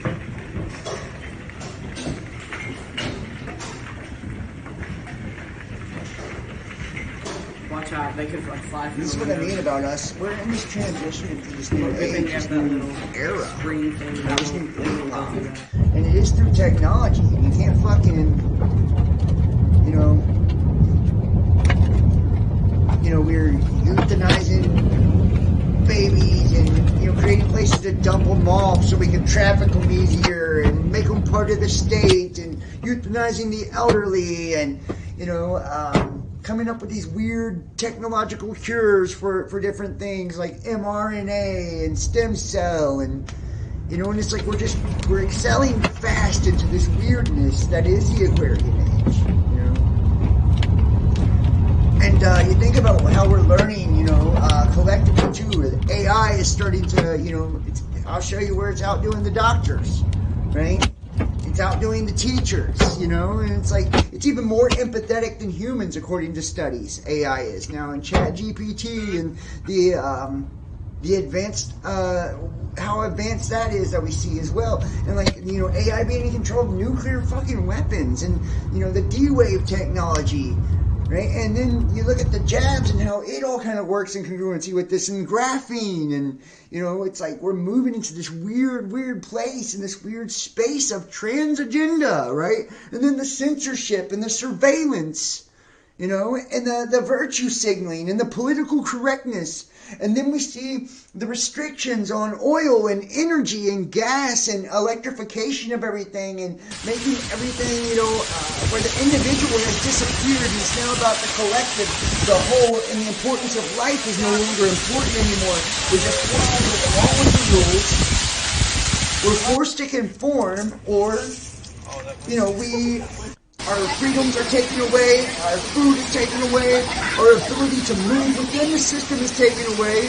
We are nothing more than a statistic. See? You know, and we're having things forced on us, like the sexualization of children, you know, the compromising of our freedoms, our liberties, our speech, the ability to defend and protect ourselves, all of our liberties being taken away and stripped away from us, our privacy taken away. Our individuality taken away, our faith, our morality taken away. So we either conform and compromise and go along with this and watch us all flush down the shitter, proverbially, right? And our consciousness just drip down to this ugly, distorted, dark reflection of a mutated version of ourselves. Or we do what, you know, a lot of us are doing. And we say, fuck this. We speak our truth regardless of the consequences. And if they fucking cut us off and they censor us and they shut us down, we speak on something else that isn't censored. And we keep migrating until these motherfuckers get the message that we're not going to shut up. We support each other. We lift each other up. We help each other. We defend each other. Because we know we can't have a future. We can't have family. We can't have nothing if we can't speak. We can't do the things that are naturally God-given to us. You know, we reject their new paradigm. And we grow away from that one to where we're self-sustainable, self-efficient. We don't need a system for them to cut us out of if we don't go along with their bullshit. We make our own. And it's one of freedom. And it is all inclusive, but in a different way. Not because you went along and conformed to some agenda where you cut off your dick.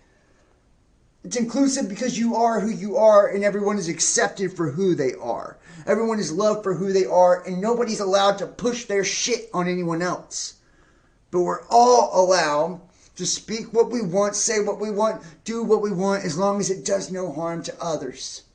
You know, and we all have common sense to know that what someone else thinks or believes doesn't harm us.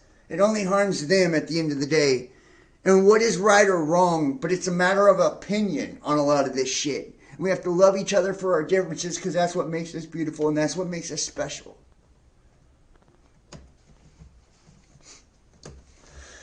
I don't know.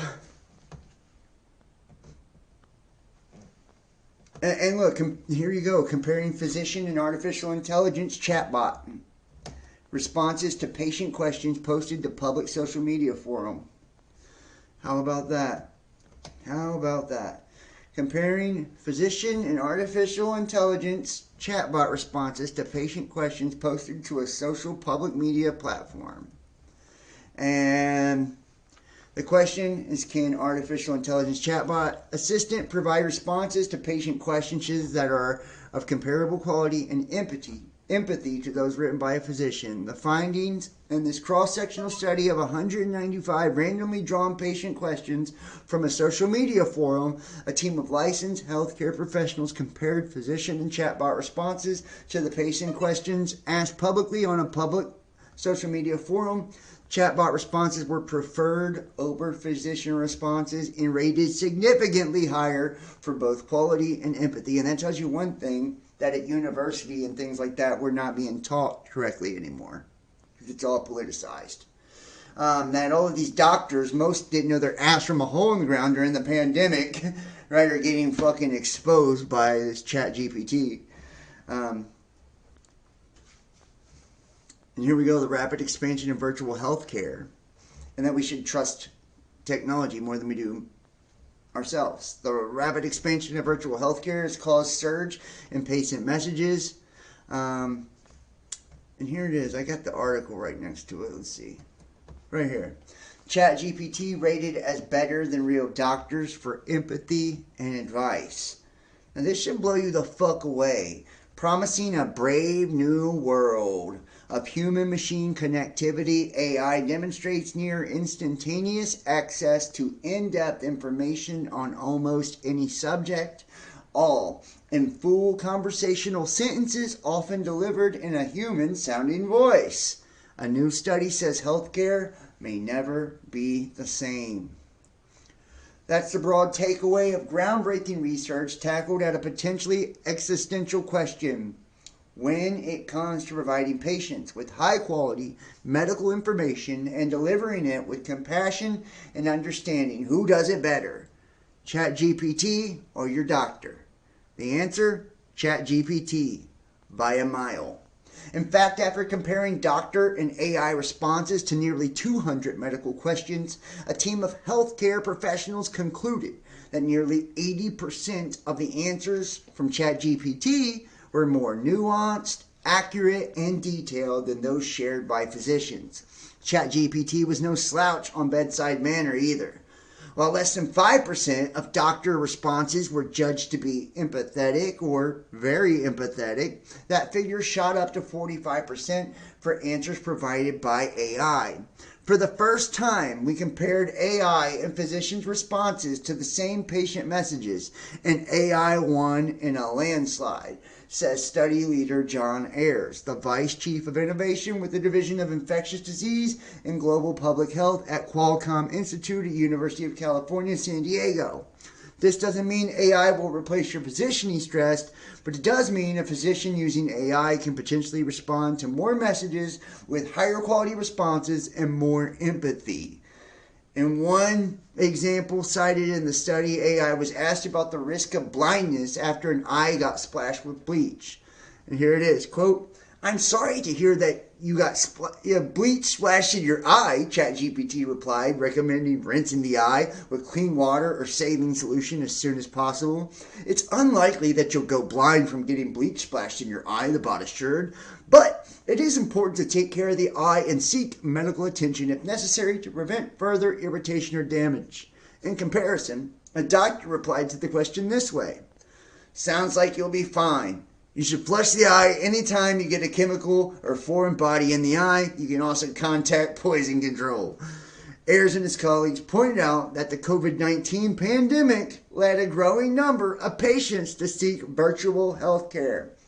Doctors have seen a notable and sustained surge in emails, texts, and hospital portal messages from patients in need of health advice. And you know what? And there you go. Once again, that fucking great reset, COVID-19, has changed the way we do everything, right? Virtual healthcare, online shit. I don't care if it's with a therapist, specialist, doctor. Virtual, you know. It's changed everything. People don't get it. We are not in the same world we were once in. We woke up and everything changed. How fucking wild is that? We woke up and everything changed. You know? We woke up and everything changed. And you gotta love this shit. Let me pull up some more here.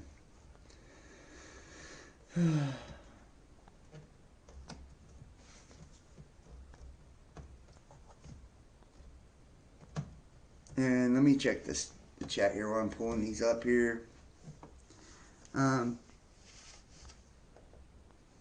You see it so clear. Carol Driley says, "I see it so clearly in healthcare. It runs us already."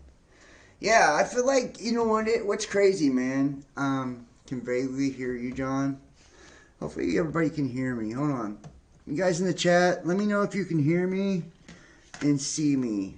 Everybody let me know if you can hear me and see me.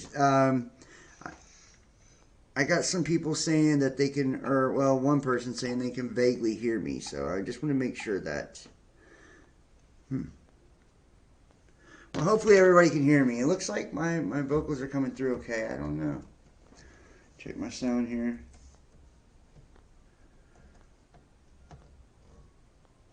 I think we're good to go. Everybody, we're good to go? Everybody, we're good to go. Hopefully you guys can hear me. And you can see me. And you can hear all the audio. I can hear you and see you, says Zero Infinity. It's working correctly. Alright, thank you guys. I appreciate that. Sorry, man. Sorry, okay? Warning signs in the sky haven't been so clear and powerful in a long time.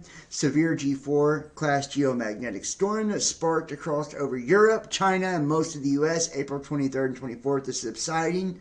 The storm was caused by a CME hitting Earth's magnetic field. Minor G1 to moderate G2 geomagnetic storm remained possible on the 24th, 25th. Northern lights spilled over the Arctic Circle to unusually low latitudes. Yeah, man. Right, and these auroras, these CMEs, right, that we're seeing, then convert into the seismic and volcanic activity that we see on the Earth. So this, like I said, this energy, and I've talked about cosmic cycles for years now. If you've watched this channel, you understand cosmic energy, right? We talk about CMEs and all of that and how it converts and then hits the magnetic field, traveling down, you know, into the core, which I believe is plasmatic as well, causing the crust to separate and expand back up through in the form of gas into the atmosphere, which is auroras, right? We talk about the process all of the time on this channel, you know, and it comes out as seismic and volcanic activity, you know, and that's what's, you know, every time we have one of these cycles, or the end of these cycles, and the sun goes through a cycle, we see a lot of this stuff take place. It ends in cataclysm and catastrophic endings, you know. And we see the weirdness that is our world. And right now I feel like mankind is trying to control this, right? Through our geoengineering, through the climate agenda, through all of this, guys. It's fucking crazy. Texas requires passes bill to require 10 commandments in every classroom. Oh, fuck. Oh, yeah. Is that real? That can't be. And what about lightning striking the Empire State Building? Looks like it's striking a big needle, don't it? 160,000 rounds of ammo stolen from the Ohio Police Division. You know, and I don't know if that's correct as well. Another inside job, more than likely. Cattle guard conspiracy. New Mexico ranchers claim country and neighbors want their land. It's like a tale from the Old West. Two New Mexico brothers believe their local government is scheming with another rancher to run them off their property. KRQE investigative reporter Ann Perrette takes you inside what the brothers describe as a cattle guard conspiracy. Driving around the Stone family's property, you hit cattle guard after cattle guard after cattle guard. They're putting them in every half a mile, and the two over there are less than a quarter mile apart.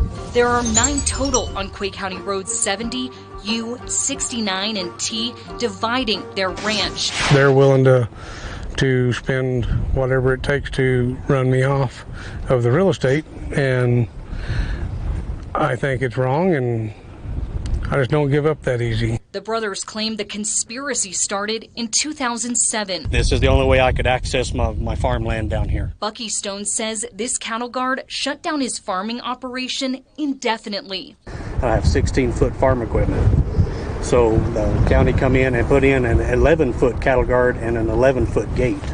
I cannot get farm equipment from one field to the other. For Dusty, how the cattle guards went. You know what, guys, I don't know. It just gets weirder and weirder with the stuff the government will do, and they'll do anything to stop you from being self-sufficient is the name of the game here, you know, and that's what it ultimately boils down to, you know. Anytime you look at all of this, it boils down to the same thing, okay? Bombshell news, China negotiating with Biden administration a secret deal in which Xi will release CIA captives in exchange for locking up Miles Go in the federal jail for good. And so at the same time, we just learned from our Inside China's exclusive anonymous source that Xi Jinping is trying to negotiate a deal with the U.S. government. He offered to release all the American hostages, the CIA assets in communist China, in exchange of Mr. Mao Guo's lifelong imprisonment in federal jail. So this is a big wake-up call. Mr. Mao Guo is not a sacrificial lamb. He's a freedom fighter. And betraying Mr. Mao Guo is like betraying America's own justice system. So we're asking the U.S. government officials to immediately release Mr. Mao Guo and bail him out, because we know the CCP's New York secret police operatives were bailed out instantly on the same day when they were arrested. Yet Mr. Mao Guo and his chief of staff, Yvette Wang's bail request has been repeatedly denied. Wow. Yeah, so, you know, we're going to continue to see stuff like this come out, right, as these two countries go to war, you know, just like you've seen with Russia, right, the exchange of prisoners and all of that. Guys, we're going to see more and more of that. How about this? San Francisco Target. They are now locking entire aisles behind security glass and amid shoplifting crisis. And I think we're going to see this shit fucking everywhere. You know, entire aisles behind security glass in convenience stores and grocery stores alike, guys. Honestly. Viral TikTok video shows a Target store in San Francisco with at least one entire aisle of products behind security glass amid years of failed social justice reforms that have sparked a shoplifting crisis. Footage of the store's interior posted to TikTok last week showed at least one aisle of cosmetics and toiletries under lock and key.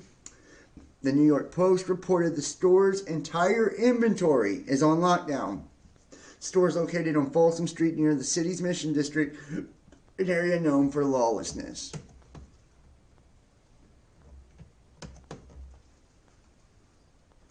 This is what my Target San Francisco looks like now.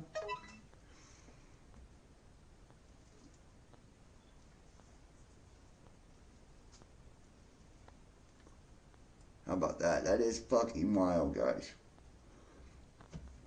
I mean, literally, throughout that entire fucking store, it's behind glass. Look at that. That is wild. Can you imagine having to have somebody unlock anything that you wanted? How crazy is that? Wow. How crazy is that? Like other retailers, organized retail crime is a concern across our business. We're taking proactive measures to keep our teens and guests safe while deterring and preventing theft. These mitigation efforts include hiring additional security guards, adding third-party guard services at select locations, and using new technologies and tools to protect merchandise from being stolen. The shoplifted items are then sold online or at local flea markets. You know what's crazy though?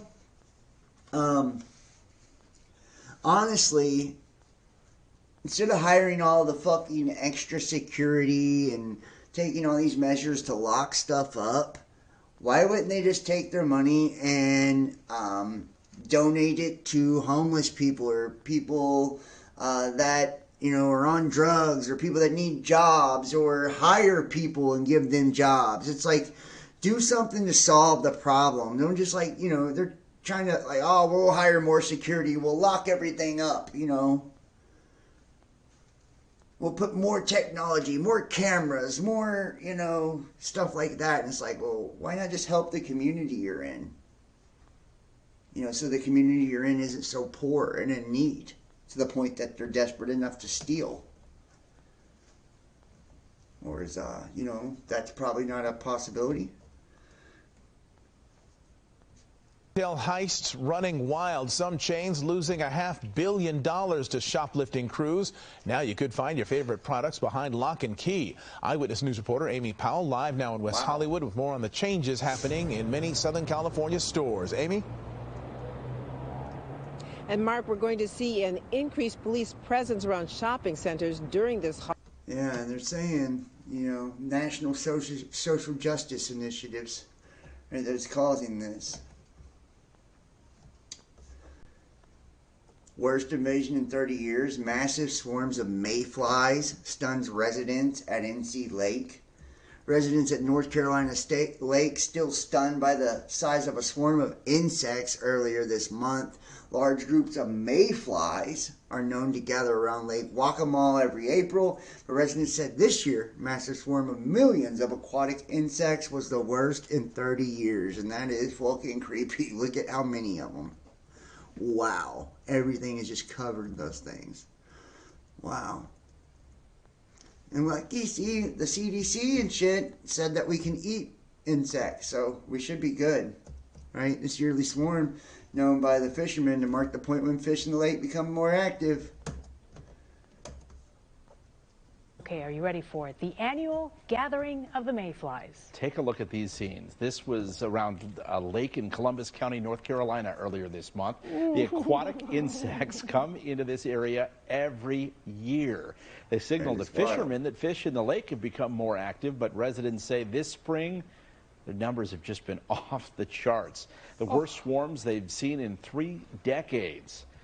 The good news is mayflies have a short lifespan, anywhere from 2 hours to 3 days. There's just lots of them. So. Yeah, and then what? They just die off. And how do you clean those off a vehicle is what I want to know. You can't just pull it. Yeah, that was pretty wild, man. You know, it just shows you kind of the imbalance of the system, right? Honestly. It's the imbalance of the system. Our ecosystem and our world is fucking, you know, it's out of whack. How about this? The revenge of Big Pharma. And I knew this was coming. Fox fires Tucker Carlson 5 days after he crosses the red line by acknowledging that the TV networks pushed a deadly and ineffective blank to please their pharma advertisers. Carlson's breathtakingly courageous April 19th monologue broke TV's 2 biggest rules. Tucker told the truth about how greedy pharma advertisers control TV news content, and he lambasted obsequious newscasters from promoting jabs they knew to be lethal and worthless. For many years, Tucker has had the nation's biggest audience, averaging 3.5 million, 10 times the size of CNN. Fox just demonstrated the terrifying power of Big Pharma. And I wonder if we can, let's see if we can pull up some of this monologue that actually got him fired.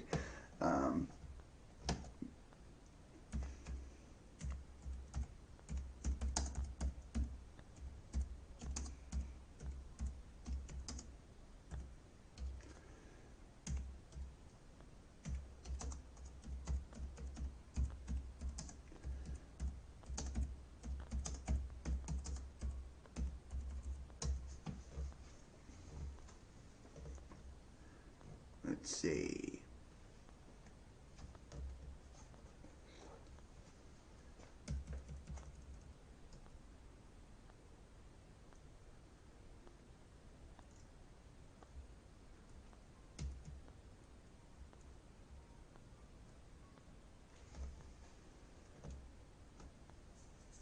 Let's see if this is it.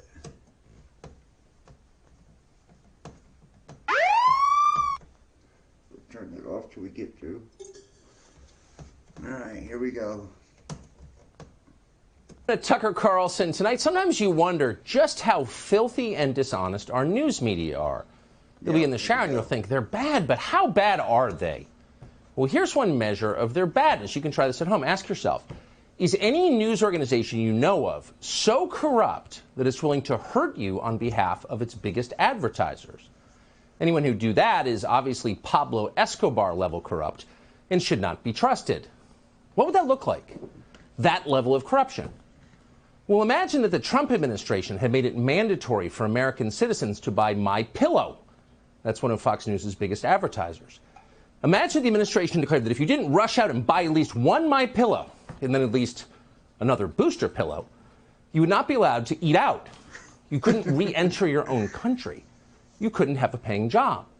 MyPillow, they told you with a straight face, was the very linchpin of our country's public health system. Now imagine, as they told you that Fox, as a news organization, endorsed it, amplified the government's message. Imagine if Fox News attacked anyone who refused to buy MyPillow as an ally of Russia, as an enemy of science. And then imagine that Fox kept up those libelous attacks even as evidence mounted that MyPillow caused heart attacks, fertility problems, and death. If Fox News did that, what would you think of Fox News? Would you trust us? Of course you wouldn't. You would know that we were liars. Thank heaven Fox News never did anything like that, but the other channels did. The other channels took hundreds of millions of dollars from big pharma companies, and then they shilled for their sketchy products on the air. And as they did that, they maligned anyone who was skeptical of those products. At the very least, this was a moral crime. It was disgusting, but it was universal. It happened across the American news media. They all did it. So at this point, the question isn't who in public life is corrupt, too many to count. The question is, who is telling the truth? And Fox is a part of it too now, because they shit-canned you, Tucker, for, speaking against Big Pharma as well. So, that's why I tell people the conservative media, so many people fucking think that they're somehow, good and, that they're on your side, and it's just fucking insanity. It is absolute insanity. It's like, how could you even believe this shit? How could you believe this shit? What makes you think that,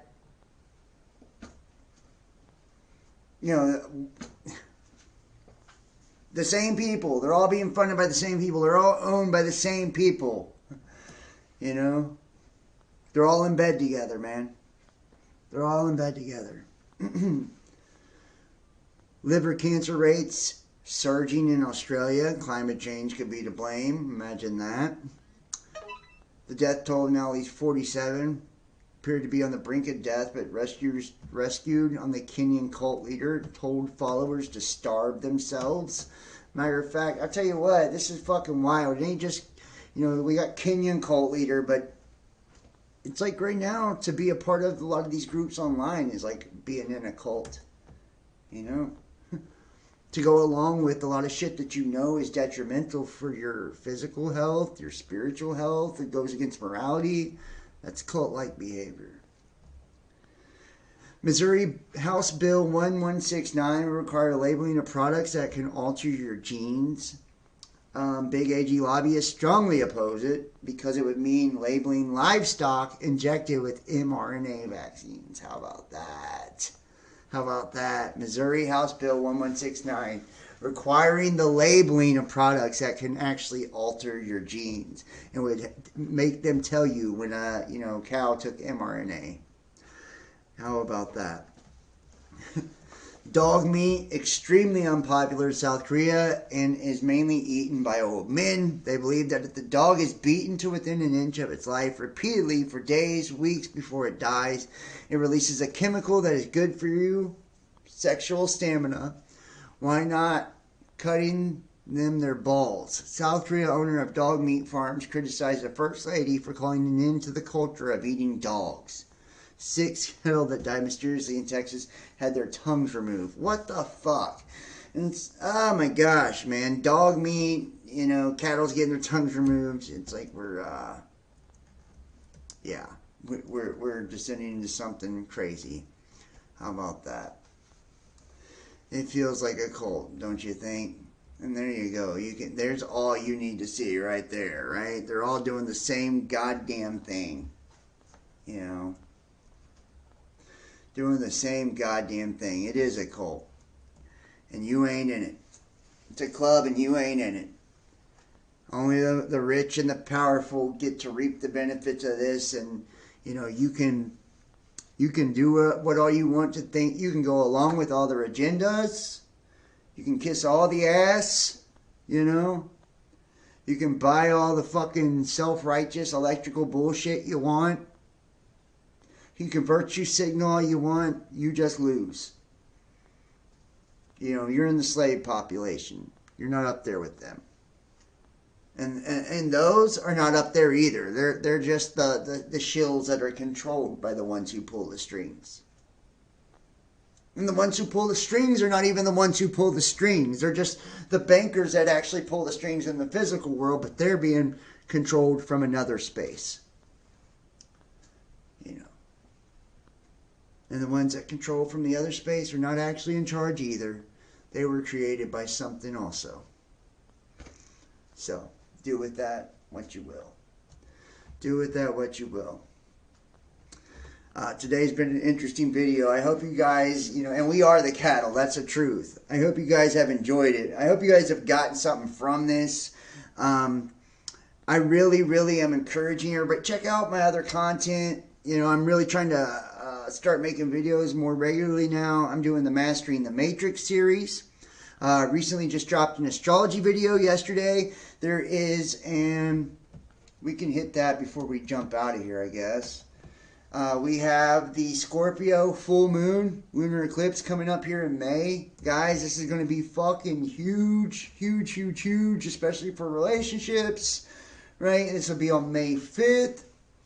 And this is going to bring, endings, closure, and transformative events that, shift us from one state of consciousness to the next. Sudden changes can happen, allowing us to release the past and shift our lives in a new direction. So, this eclipse season is always about transformation and change, and it's been so fucking chaotic so far. I know at least for me it has, and for a lot of others it has. Especially when it comes to relationships and partnerships and personal growth. And that's what it's always about.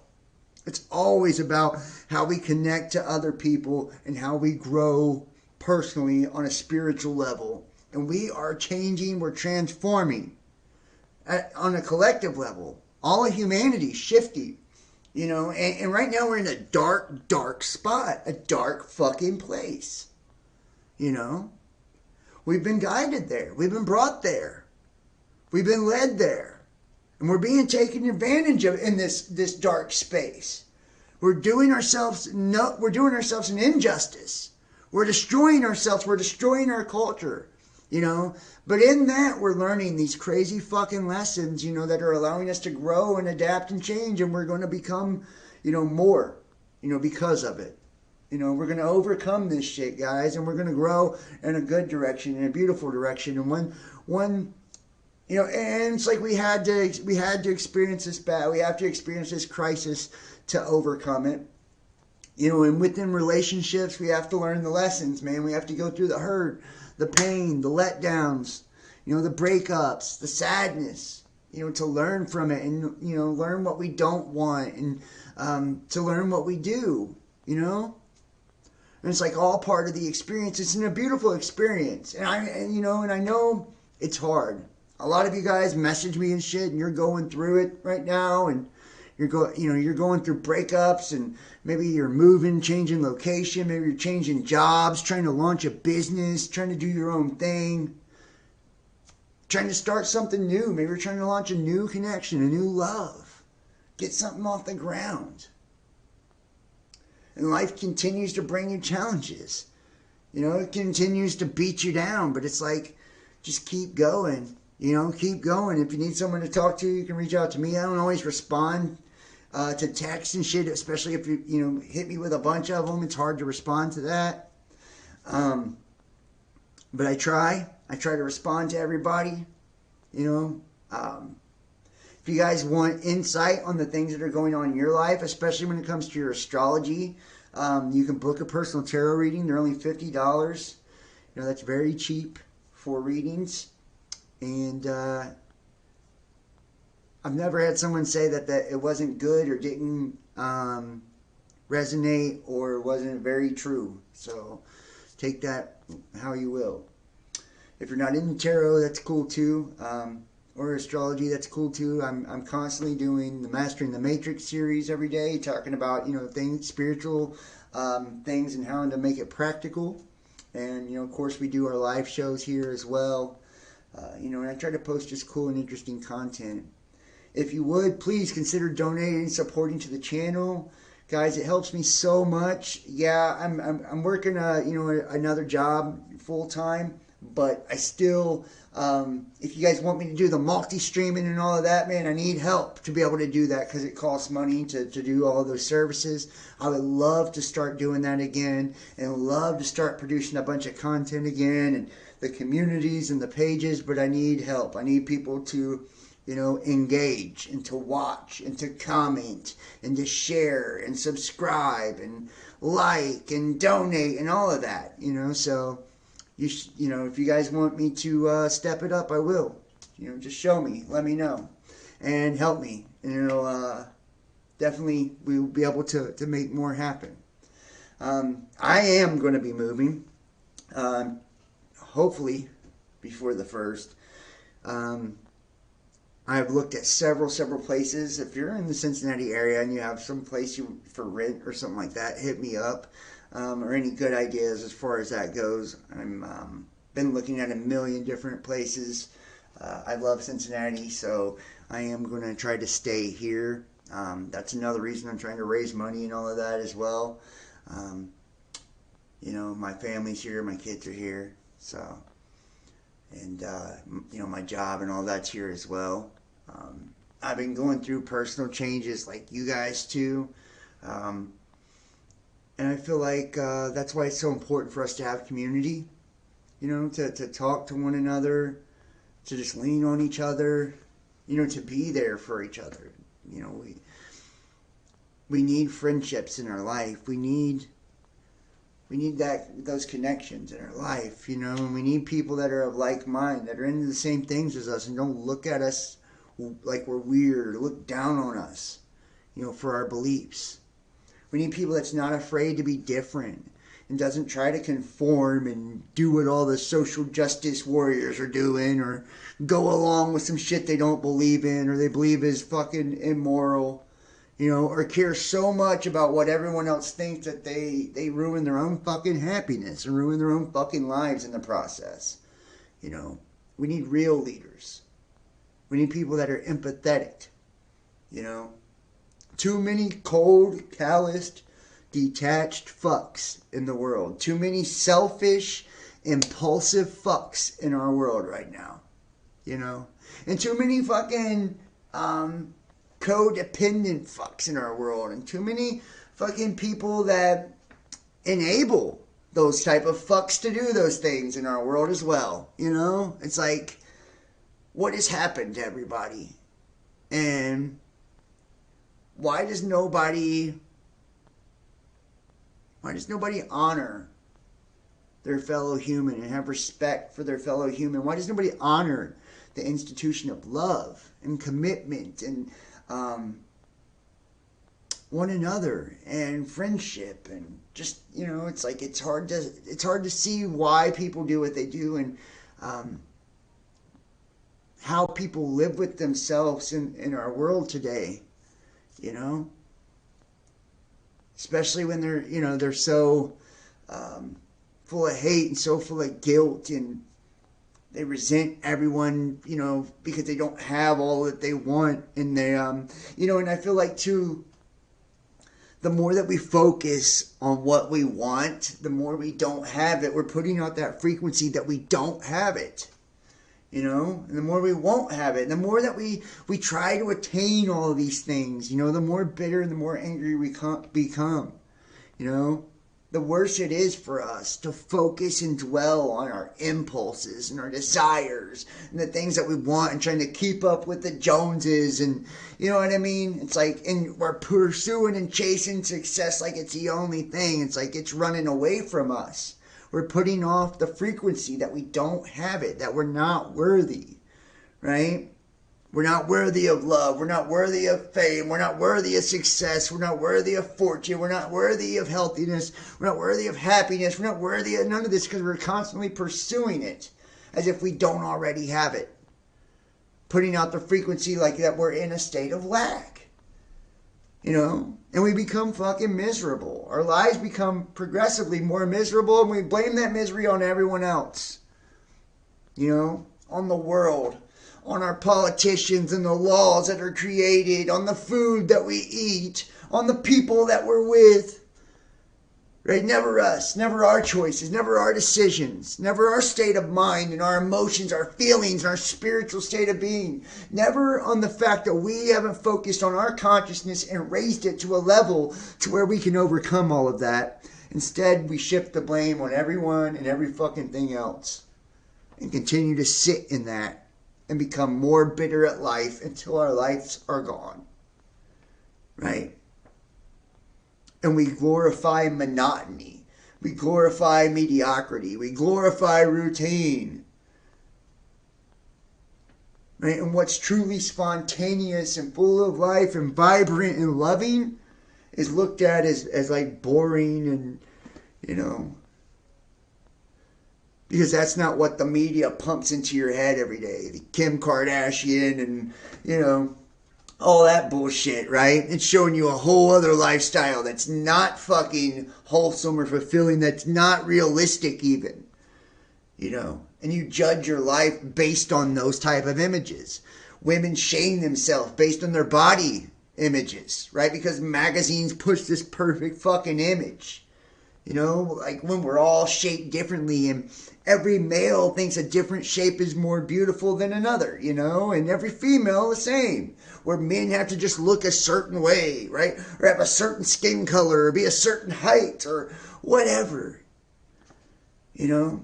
We shame ourselves when we should be embracing ourselves. And we're always comparing ourselves when there is no competition. The only person you're in competition with is you. You're competing with yourself every day you wake up to be to best yourself, right? In your own performance, to be a better version than you were the day before, to work hard to be happy, You know, and you know how you do that? By releasing what doesn't belong to you. By letting go of what isn't meant for you. Right? Don't watch the fucking news if it upsets you or scares you, you know? And the things that do upset you and scare you, you might want to study some of those things and get clarity so you're no longer fearful. You know? Because we fear what we don't understand. You know? And if love makes you happy, don't settle for anything less. Release people in your life that doesn't respect you or see your value. You know, release those people. Disconnect from those places, those things that don't serve you, those things that don't lift you up. Because you're better than that. You just have to know it. And you have to live it. And have that confidence and that knowing.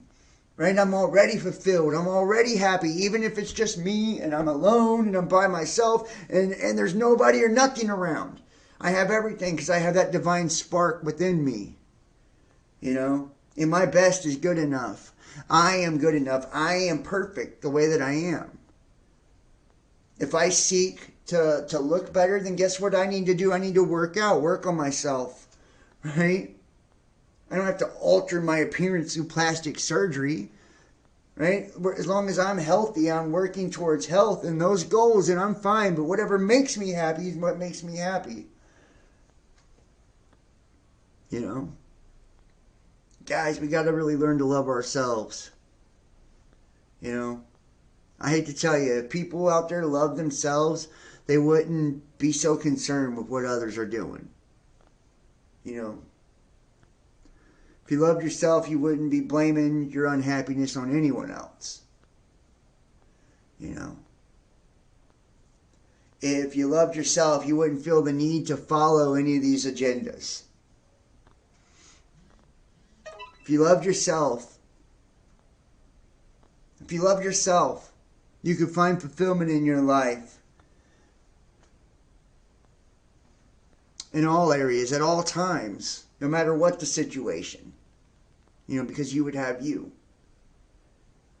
And you would see the beauty in others. There wouldn't be judgment when you look at others because you wouldn't judge you.